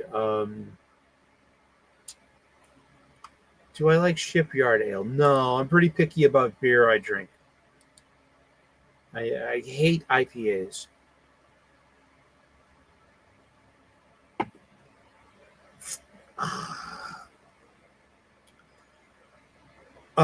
Disney Star Wars, though. We're gonna kind of like mention it in the next conversation. Like, what did I buy at Fan Expo? But what I didn't buy, I had it in my hands twice for $25. Was Obi-Wan Kenobi the Patterson cut? It was a 2.5 long hour movie edit of the 8 episodes of Kenobi done by a fan who cares. And so there's like this thing called the Patterson cut of Kenobi, where it's like very cohesive. It makes sense. You want to watch it and you like it. You know what I mean? There's none of this mucky muck about. Sure, you have the canon breaking lightsaber duel with Vader, but it doesn't break canon. That's what I'm talking about. Disney Star Wars just isn't Lucas Star Wars. Disney Star Wars is just they photocopied it and now they're writing over it with Sharpie and shit.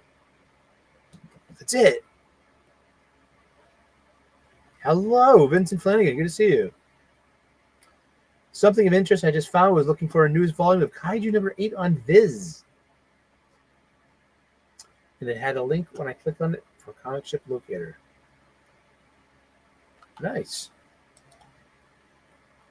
I still haven't read any of my manga that I bought.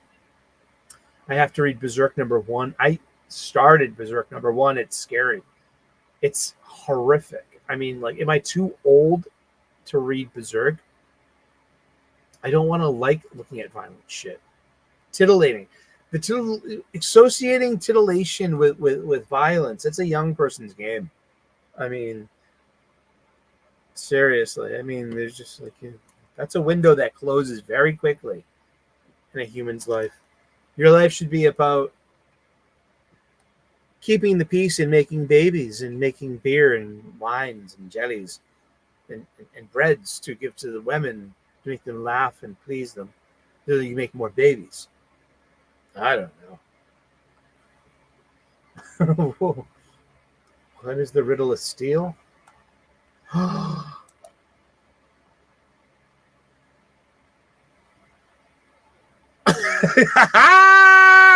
Good morning, Greg. Konnichiwa da. How are you? Are you good? Are you feeling Genki, mate? You get some coffee in your body.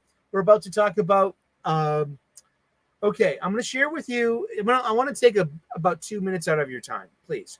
I beseech you. I want to talk about what's the fucking matter with what's wrong with the Acolyte. And I'm going to show you something in context. I want to give you the Rosetta Stone of what is going on. It's called 30 Years of Political Correctness on College Campuses.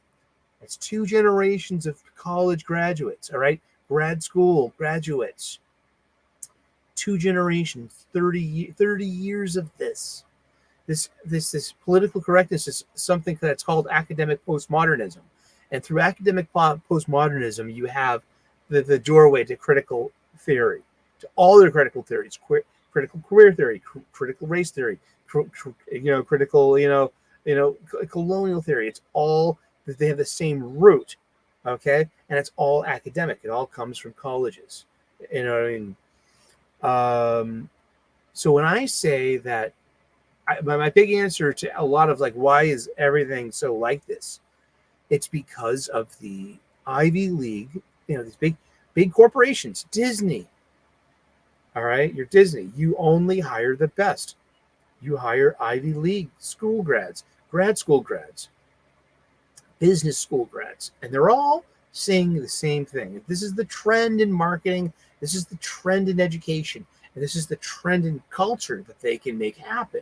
So what we can do is through this like lens of academic postmodernism and critical theory, we can enact all of these little social tweakings through the media and through storytelling, especially. So, April of 2023, what happened? Crack open a cold one. You like Bud Light? Do you still drink Bud Light? My stepfather drinks Bud Light. He didn't know anything what was going on with that. Just make sure that they're ice cold in the freezer, and he loves it, does that shit. He loves Bud Light. But Bud Light ran into the cultural wall when it came to the glibness of advertising and marketing and typical Americans and typical people in this country. And the person behind that was the vice president of marketing, a Harvard Business School graduate in her early to mid 30s, Alyssa Heinerscheid. And what I want to show to you, I slowed it down to 0.75 speed as to avoid a copyright strike. But what I want to do is share with you this video. And this brings up a few things. It's 1 minute and 5 seconds long in real time. We might even watch it again. I'm a businesswoman. I had a clear job to do when I took over Bud Light. And this brand is in decline and has been for a long time. And if we do not attract young drinkers, young customers to come and have this brand, there will be no future for our fill in the blank. I had a super clear mandate to evolve and elevate this incredibly iconic brand.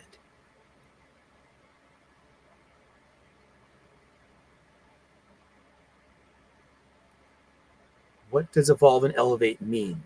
It means inclusivity. It means shifting the tone. It means having a campaign that's truly inclusive. Feels lighter and brighter and different, and appeals to women and to men.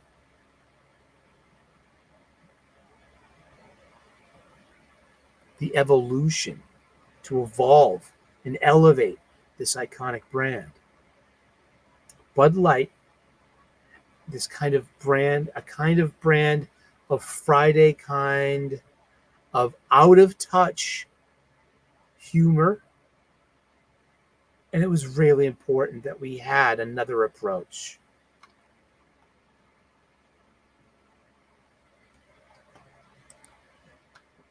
Yeah. That's my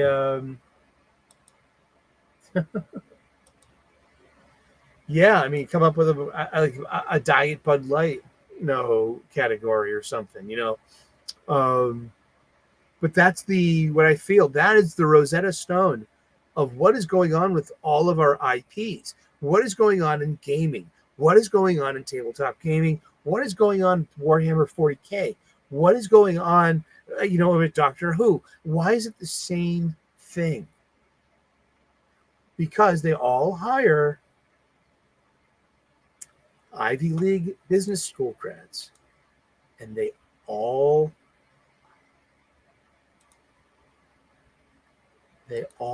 drink the same Kool-Aid. They're all selling the same thing. Evolve and elevate. The pre-existing customer base is out of touch.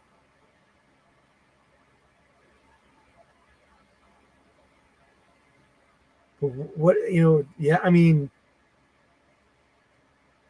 that is the same game plan that I've been seeing in comic books.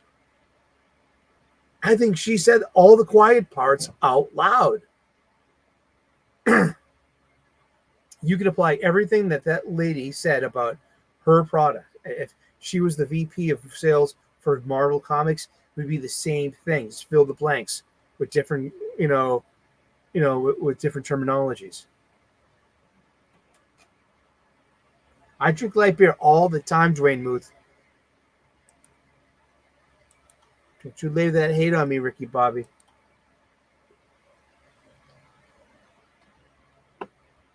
It is 93 degrees here, man. It is 94 degrees in my studio. Well, that's the whole thing. It's just like it'll always sell. It'll be eternal. It was just like it did. And the ironic thing is that was not a public ad campaign. That was like a viral thing. That was like wasn't supposed to even air or something. I mean, yet it was a litmus test about culture, though, about typical people, about maybe how about typical people versus disappearance of online users. I think it's interesting. But I don't know. I always just wanted to show you that. I thought that was like some kind of Rosetta Stone of you want to know what's going on. Well, it's the mind of the Ivy League trained business school grad, and that has been through. They got their education and training through the lens of this academic postmodernism, this campus-based Marxism, this just these are not blue-collar ideals, even though they say they're for the proletariat, the Marxists say. They're for our strength and our unity and our force and our money and our muscle power, sure.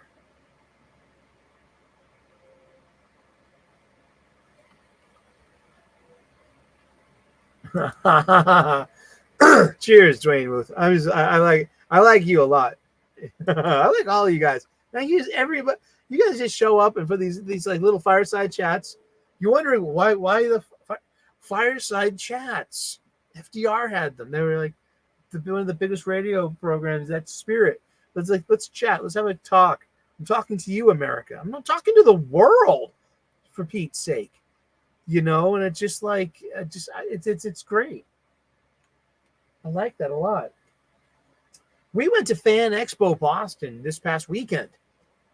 We spent all 3 days there. We went parts of 3. I went Friday. Friday went from 4 p.m. until 9 p.m. So I got there about 4:30, and I stayed till about 7 p.m. or so, maybe 7:30. And I thought that was good. I wanted to stay till 9, but it was okay. I went and met Jeremy Adams, the comic book writer, said hi. Saw H.H. German of Sigma Comics, and just touch base with the people I know that are going to be there.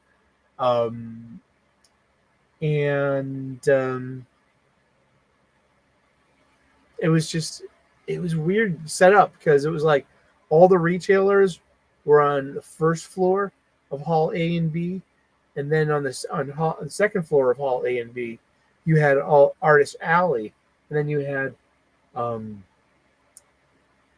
Signature Space, like for like all the cosplayers and all the anime voice actors and all the talent celebrities like Vincent D'Onofrio and Marissa Tomei.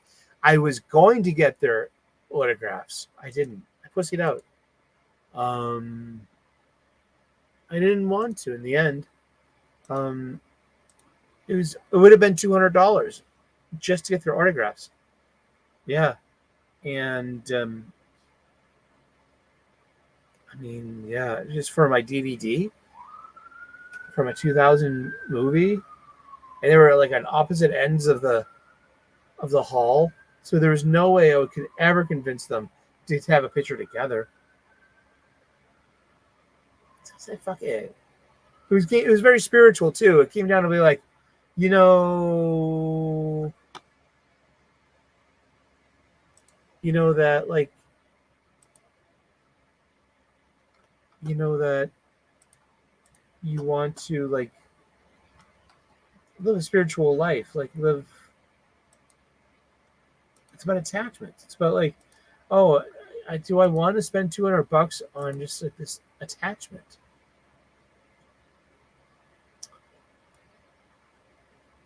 Who knows? We gotta check this out real quick. What happened here at the con?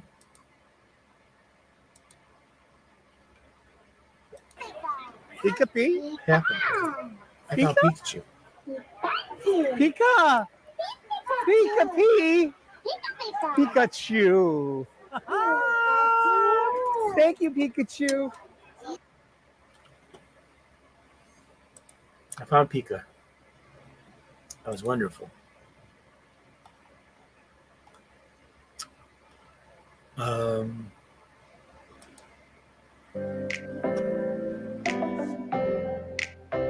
Footage from my other.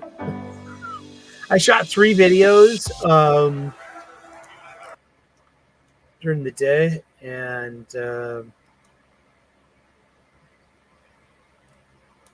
never knew that.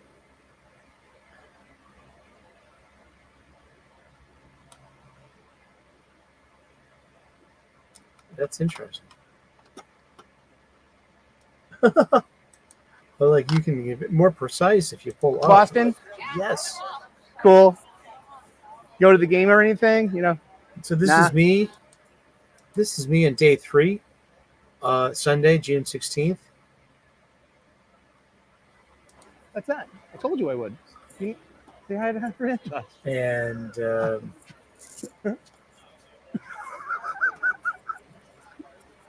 how's the audio in Just there? wanted to meet the big bad. That's it. I didn't frame it like that, but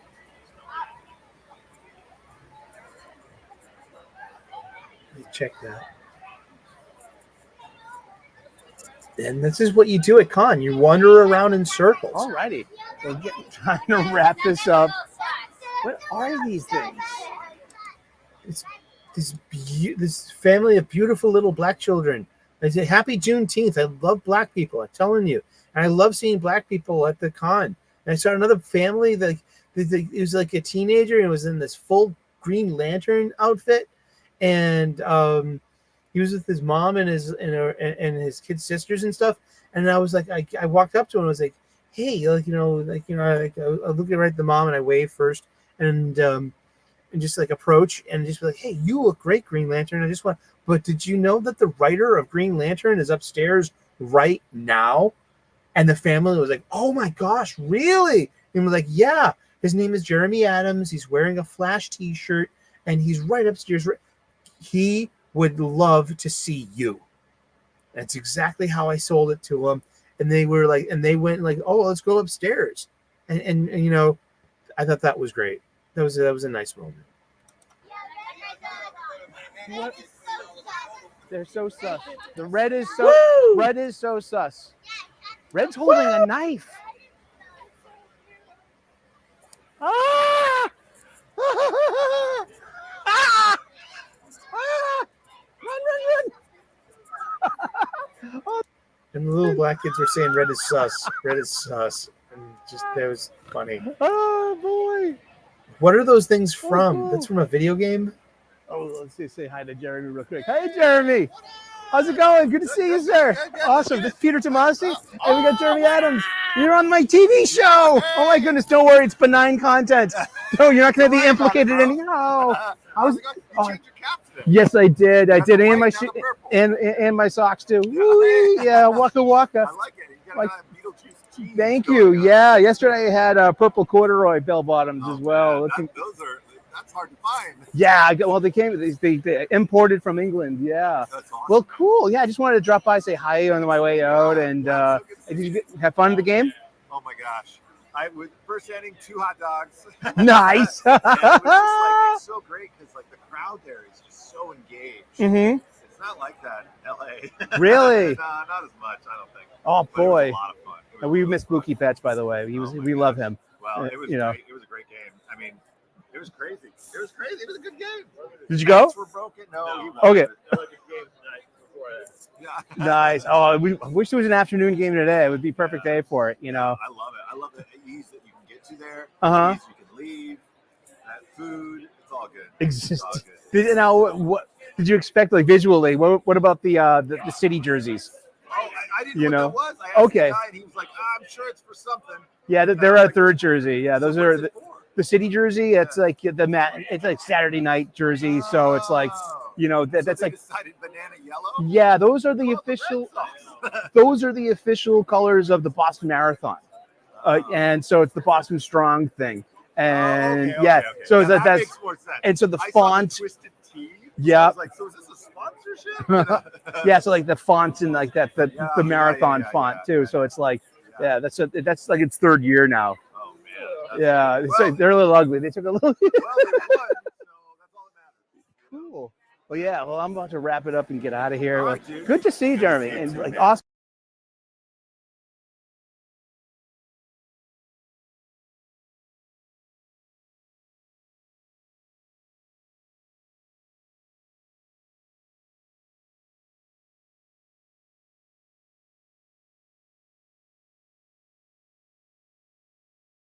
Awesome, and like, you know, thank you so much for Green Lantern. Oh, thanks. You're doing a great job, and appreciate it. I really, you know, I'm looking forward to what's next, Yeah. and I hope you keep on keeping on with that. The buzz is, dude, you got me reading Flash again. Oh, You really did. I was off of Flash since Heroes in Crisis. I don't want to say that around Mitch. Yeah, I know, but I was on hiatus, so I missed a lot of that Infinite Yeah. Frontier age stuff. But there was a lot of good stuff. But your Flash was, everyone was like, you should be reading Flash because it fits like with all my Mark Waid stuff, with the Yeah. Jeff Johns stuff, Yeah. with the Bill Weston Loeb stuff. It fits everything. I mean, it's just, It really does, it's like, man. I was just trying to make a book anybody can read, you know, like, and it was so close. Like, Mhm. I'm there with 2 kids, you know. It's all Yeah. very simple, Oh, and you it's know, fun too. And it's like, well, here's a question then. How did the kids age up? Was it like a Speed Force This is thing? the thing, man. Like, when I was doing it, they were like 9, 10-ish. Okay. And I heard that previously they had aged up a little bit, but like I heard they aged them up again. Uh-huh. But I don't. I Yeah, haven't they're read cool. it. They're like 13 Yeah, now. I can't. Yeah, know. so I'm like, I was wondering where that came, because I know, like, okay, way back in the Infinite Crisis, they were on that parallel Earth with Superboy Prime as their right. captive. They were there for enough years for Bart to grow from being a teenager into a young man. Yeah, I don't know because like I said, when I was writing it, they were much younger. Yeah. But I know that aged them after. But I'm like Mark Waid told me, he was like, oh, I couldn't read it after I wrote it. I was just too close to it emotionally and everything, and I just like I can't do it because I don't. I'm sure Sai's doing whatever he's doing. It's cool, whatever. But like, I'm like I can't. Yeah, size all over the place. Like in my head, I'm like I know what I wanted to do with them, so you know. Well, and the way you're using the emotional spectrum, it's like, I like the coloring in the earlier issues too, because you were laying down these like really nice clues that these aren't really Green Lantern. Right, You know what I mean? It's Yeah, like, yeah. and you're like, why where did the Red Lantern come from? What happened? And it was like, I was no, getting a those lot are of flack, clues. too, Yeah. So I'm looking forward to that. This is fun stuff. It really is. Well, cool. Well, thank you guys. All Cheers. right. Awesome. Take care, man. I hope you had a good time in Boston. Yeah, totally. Awesome. Thank you, Peter. Yeah, some comic book creators. Yeah. Yeah, I wish I had more to say to Peter Tomasi. I talked to Peter Tomasi more on Saturday and not on camera, just being like, you know, I was like, I really enjoyed the hell out of your Green Lantern Corps, especially Blackest Night. Of all the things I could be mentioning to you right now about your work that I know, it's that's the first that came to my mind, Peter. And you know, he's like, oh no, like, I get it, and like it's cool of you to bring up that you like that stuff. And I need another beer. Stand by.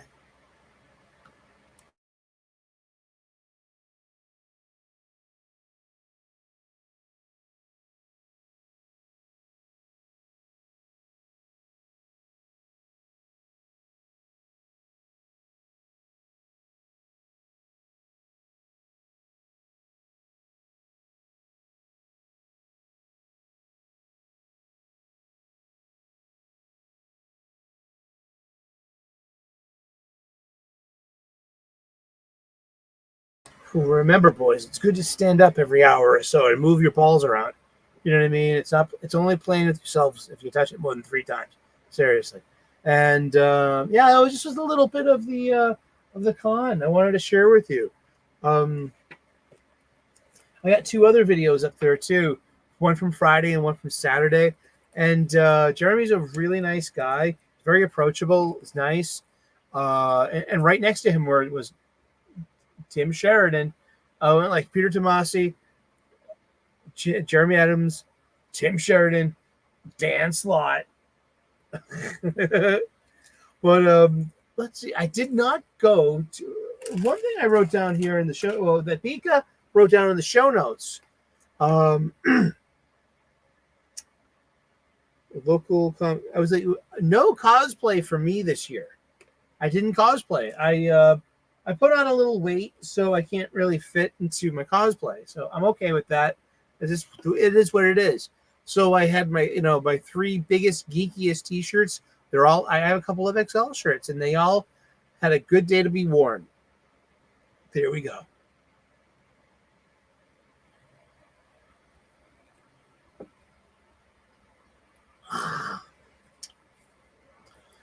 And it was nice. Yeah, and I had fun. Yeah, like I said, okay, I went to Fan Expo on Friday from like 4:30 to 7:30. Yeah, about that. Yeah, that sounds about right. And then I came back on Saturday because since Friday was Celtics game night, so I was out of there by 7:30 because I was at the bar by 8:30 for tip-off, and that was game 4 of Celtics Mavericks where we lost. I met my friends, and I was a little hungover. Not very hungover, but I was like, I had drank enough that I needed to sleep in, so I had a late day of it. So I got to con on Saturday, maybe about 12:30 or so, or 1 o'clock. 12 o'clock, 12:30, 1 o'clock. I only stayed for a little bit, because I had big plans with old friends. One of my best friends asked me to shoot video for his gig. It was a live outdoor gig with some old friends of his, and it actually ended up being really, really awesome. It started at 5 p.m. So yeah, I left there at 2:30 because I knew about a little between 2:30 and 3. So I was there for about over 2 hours. Yeah, and then Sunday I went there for maybe another 3 hours or so. But I was so in solo. I was alone. I didn't meet anybody from the gang. I'm not saying anything negative or anything. Hey, memes, you know, that's so fine. I'm kidding. No, I feel bad about saying that. No, but I flew solo. And hey, Bone, good to see you, man. And just got home. Well, you can crack yourself open a cold one if you imbibe, if you enjoy, or whatever you enjoy, you deserve after your day. But yeah, so I went solo, and so I didn't cosplay this year. I didn't get any pictures of anything. I shot those videos, and that's the best what I did. I was like, I usually take a bunch of pictures. I've got like hundreds of pictures on my iPhone of me at conventions. It'd be like talking to cosplayers, be like, "You look great. Can I get a picture?" Pictures with cosplayers, especially with the Star Wars cosplayers.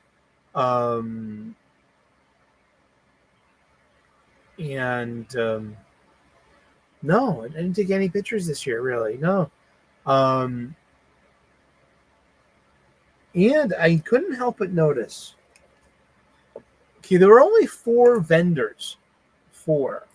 There seemed to be like 4 of everything. In a way, like Like there were like 4 lightsaber purveyors, 4 gunpla kit purveyors, tables, 4 comic book places with long boxes and things to offer. And it says, so 4 was the magic number. That's what I felt. There was no local presence of my local comic book shops. How many local comic book shops do I have? I did not even see anything from Newbury Comics, the biggest comic book chain in New England. It's not even really a comic book shop anymore. They sell compact discs and vinyl and T-shirts and Funko Pops and trade paperbacks, and they'll have current releases. I did not see any presence from New England Comics, New England's second biggest chain. They're down to 4 stores now, I believe. They've closed a few stores in the past few years. But why didn't I see a big vinyl poster of NEC, Home of the Tick, and Paul the Samurai? Locations in Quincy, Malden, Brockton. If the Brockton's still open, I don't know. I did not see a table for Million Year Picnic, the oldest comic book shop in New England. 50 years in the same location in Harvard Square, Cambridge, Massachusetts. Being subversive and selling subversive comics. Yeah. That was the first comic book shop I ever met that, and as a young person too, that had an adult section. And I tried like hell to always be taking peeks of erotica from England and Europe, places overseas. It's where I got my taste for Mobius, Milo Manara. And that's how you find out who Tomba Finland is too. It's, erotic art. It's part of comics. A lot of it came from Europe. It's out there from a certain era. You know what I mean? In publication. Way before the internet. Way back in the 20th century.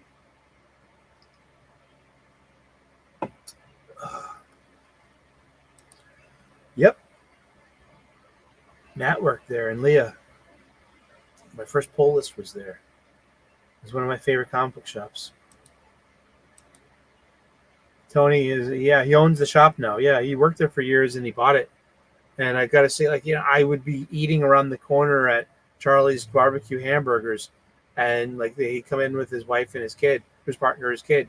And I got to see, you kind of get to see the kid grow up. That person's that person's a grown up now, And Tony's a really nice guy. And I didn't see any presence from Kamikaze, my local comic book shop, that won an Eisner Award a couple of years ago.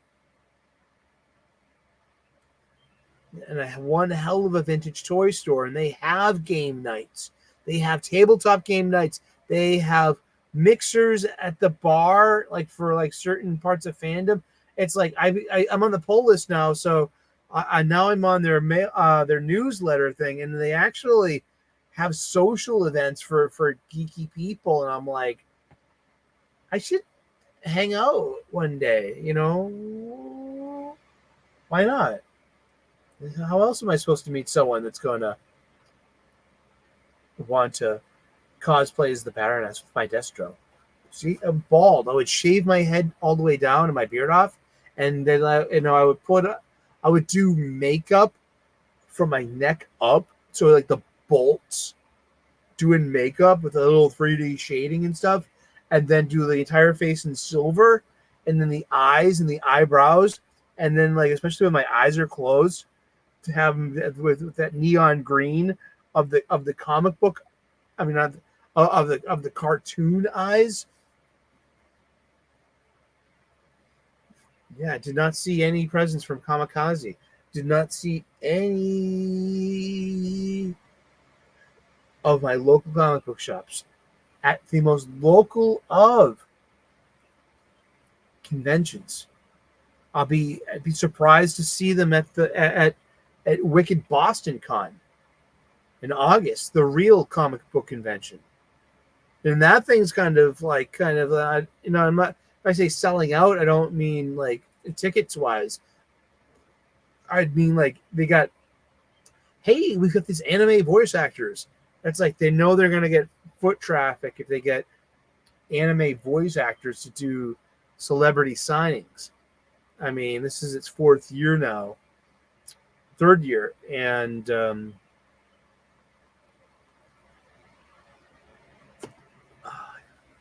it's only getting bigger every year. Yeah, spray paint myself silver. It's a labor of love. Like the boys from Kiss did that every night. Ask Gene Simmons and Paul Stanley, please. They're from New York. And so is Pretty Chris and Ace Frehley, otherwise known as Paul Frehley. Hi, I'm Peter Cristofetti. I think that's his name. They're all from New York.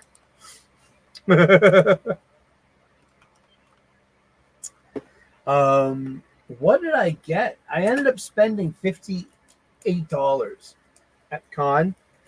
I got 5 comic books, and I got 2 bootleg DVDs, each one with their own story. If you got a minute, I want to show you what I bought at the con. Yeah, what did I buy at Boston Fan Expo 2024?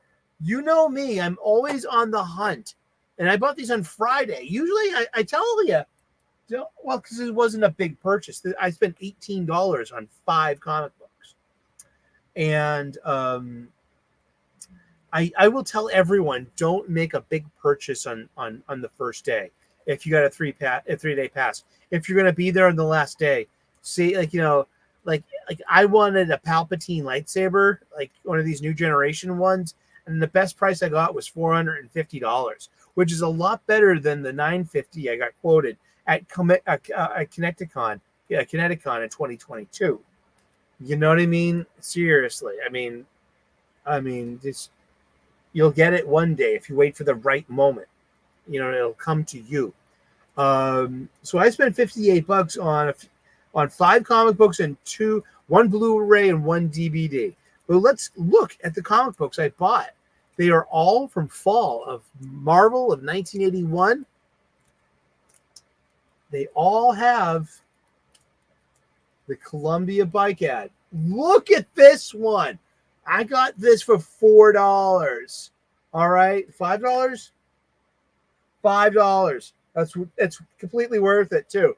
This is the last 50-cent Uncanny X-Men. The price raises to 60 cents the following month. I love the cover. This was on a spinner rack in August of 1981. Maybe September. And then I got this one too. Marvel 2-in-1. That's the thing. That's his team up book. So I got 5 of these beloved Columbia bike ad books. All at a decent price too. Yeah, I got 5 books for $18. Yeah. Those are going on my spinner rack with the rest of those books that have the Columbia Formula 10 bike speed. What's it called? Formula 10 speed racer. Win one of these. What else did I get? Well, talking about Star Wars. Okay. The first convention I ever went to was about 30 years ago. I was in my early 20s. Me and my buddy JB, John Bonacorso. Sorry, not the other JB. It was an ex-girlfriend. But John and I went to. It was at the Sheridan in town, by the. But it was the Pie Alley movie theater. No, it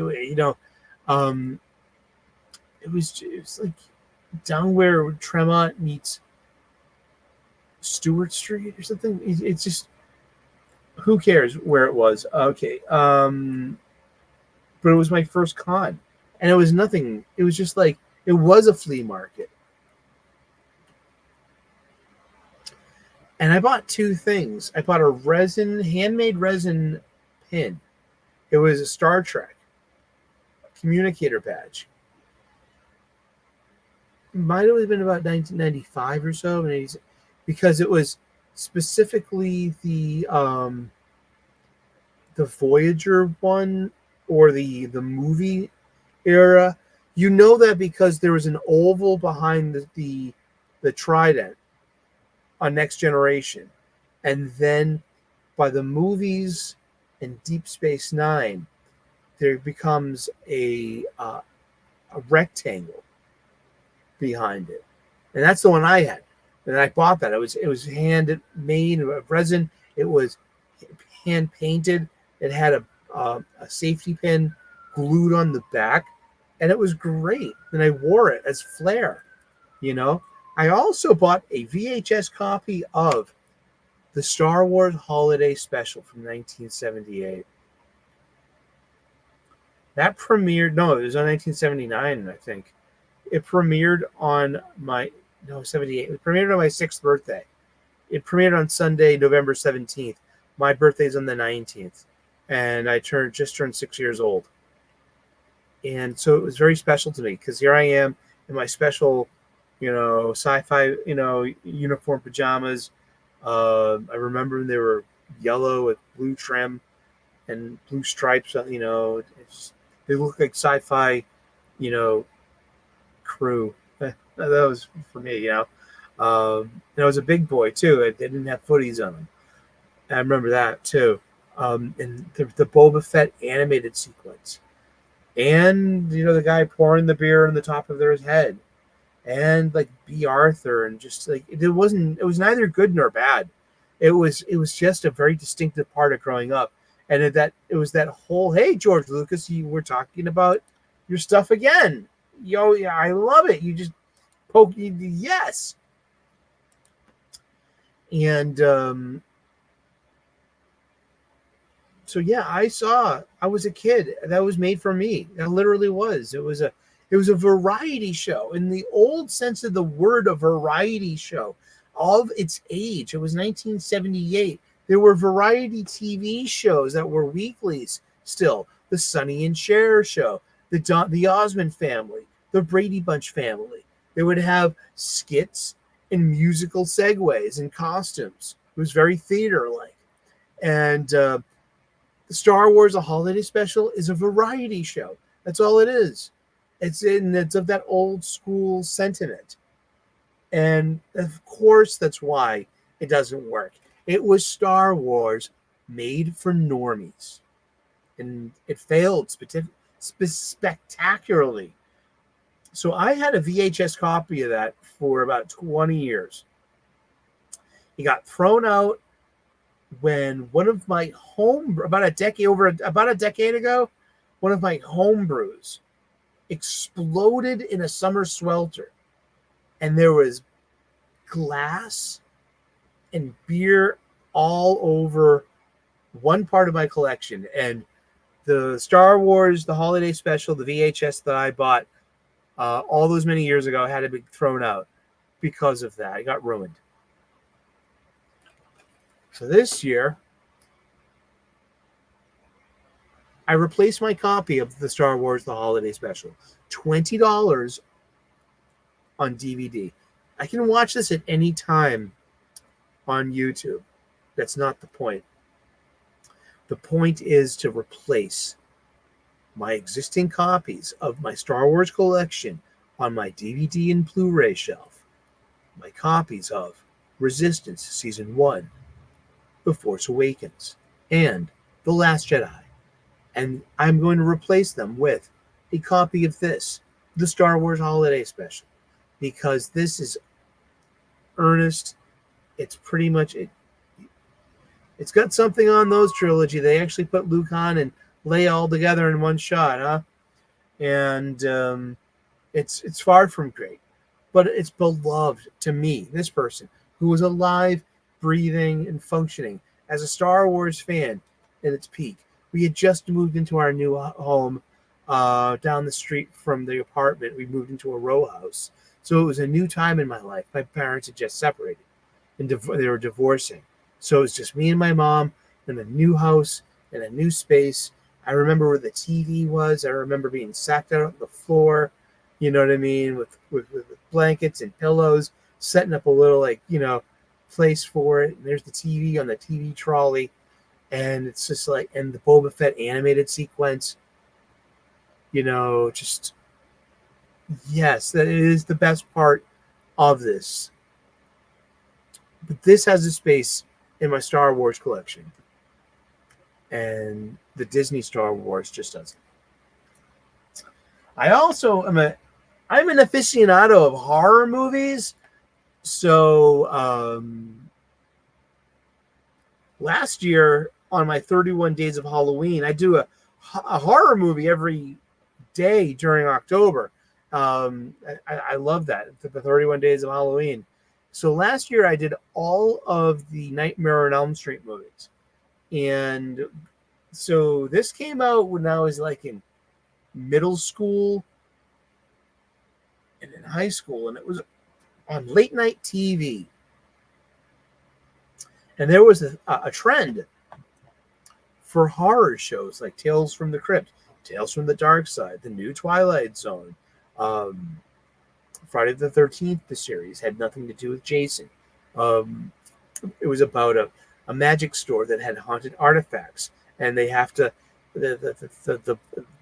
the man, the woman, and the old mentor have to go and find each one of them each week to put them back in the safe to save the world. It worked. It wasn't that bad. Apparently, the last unproduced episode would have had them finding the Jason hockey mask to finally tie in the movie to the show, but that never happened, and that's just a story. But there was another horror show. It ran for 2 seasons for 44 episodes, and Robert Englund reprised his role in makeup and character every episode as Freddy Krueger in A Nightmare on Elm Street, Freddy's Nightmares. It was the TV show on syndicated TV, so it had to have had been so tame enough that it had to pass censors. So it wasn't rated R. So it went more for macabre. We have 44 episodes. I remember the one I remember the most, I guess, is Lori Petty. Lori Petty was an actress of the early 90s. You might know her from her 2 major roles from that time as Tank Girl and as Keanu Reeves' love interest, the surfer girl, in Point Break. But she also was a terrible person to have on set. Her insurance premiums were too high because she was a known heroin user, and having her on set means that you could find her dead in her trailer and her antics and her lifestyle. So she also did the voice for Livewire and Superman the animated series, the Fox Kids Saturday morning cartoon. She was the original voice for Livewire. There's some trivia for you. I love trivia, but this is a great show. I'm looking forward to catching up on this. But it's just the Crypt Keeper, or just Rod Serling saying, "Prepare yourself for a trip through the Twilight Zone," and it's Freddy, and talking shit about what's going. Love that stuff, and so that was. I got this for. I got these both for $20 each, and that's $40. Yeah, and I spent $68. I got one for $30, one for, no, yeah, I got this for $30, I got this for $20, that's $50, $18, so that's $68. Yeah, sorry, I spent $68. Yeah, she was in a League of Our Own. That's right. Tank Girl was great. You know who I loved? Naomi Watts' Jet Girl. She's so hot. She was hot for so long. She was married to Liev Schreiber too for a long time. Tank Girl. She was in A League of Their Own, yeah. And I love Friday the 13th series and the World. I love the World of the War series too. They got Adrian Paul right before he did Highlander. Or was it after he did Highlander? I think it was before. Let me know in the comments. And that's about it we got today. Thank you so very much. We've been going long enough. Thank you for hanging with us. We've been talking about new comic books. We've been talking about the Acolyte episode 4 and about, hey, the fix is in. This comes from, this comes from up high. This was like a blue envelope. What was that thing in the Shawshank Redemption? Oh, the Hutsucker proxy. You know what I'm talking about. Okay, I gotta pee really bad. I'm gonna end the stream. Thank you so much. God bless. Namaste. Good luck, and we will see you again in the funny pages. Ciao. Bye bye. See you on Sunday. Okay, when we are going to we're gonna review all the comics we bought today. Okay, I gotta go pee bad. All right. See you later. Bye bye.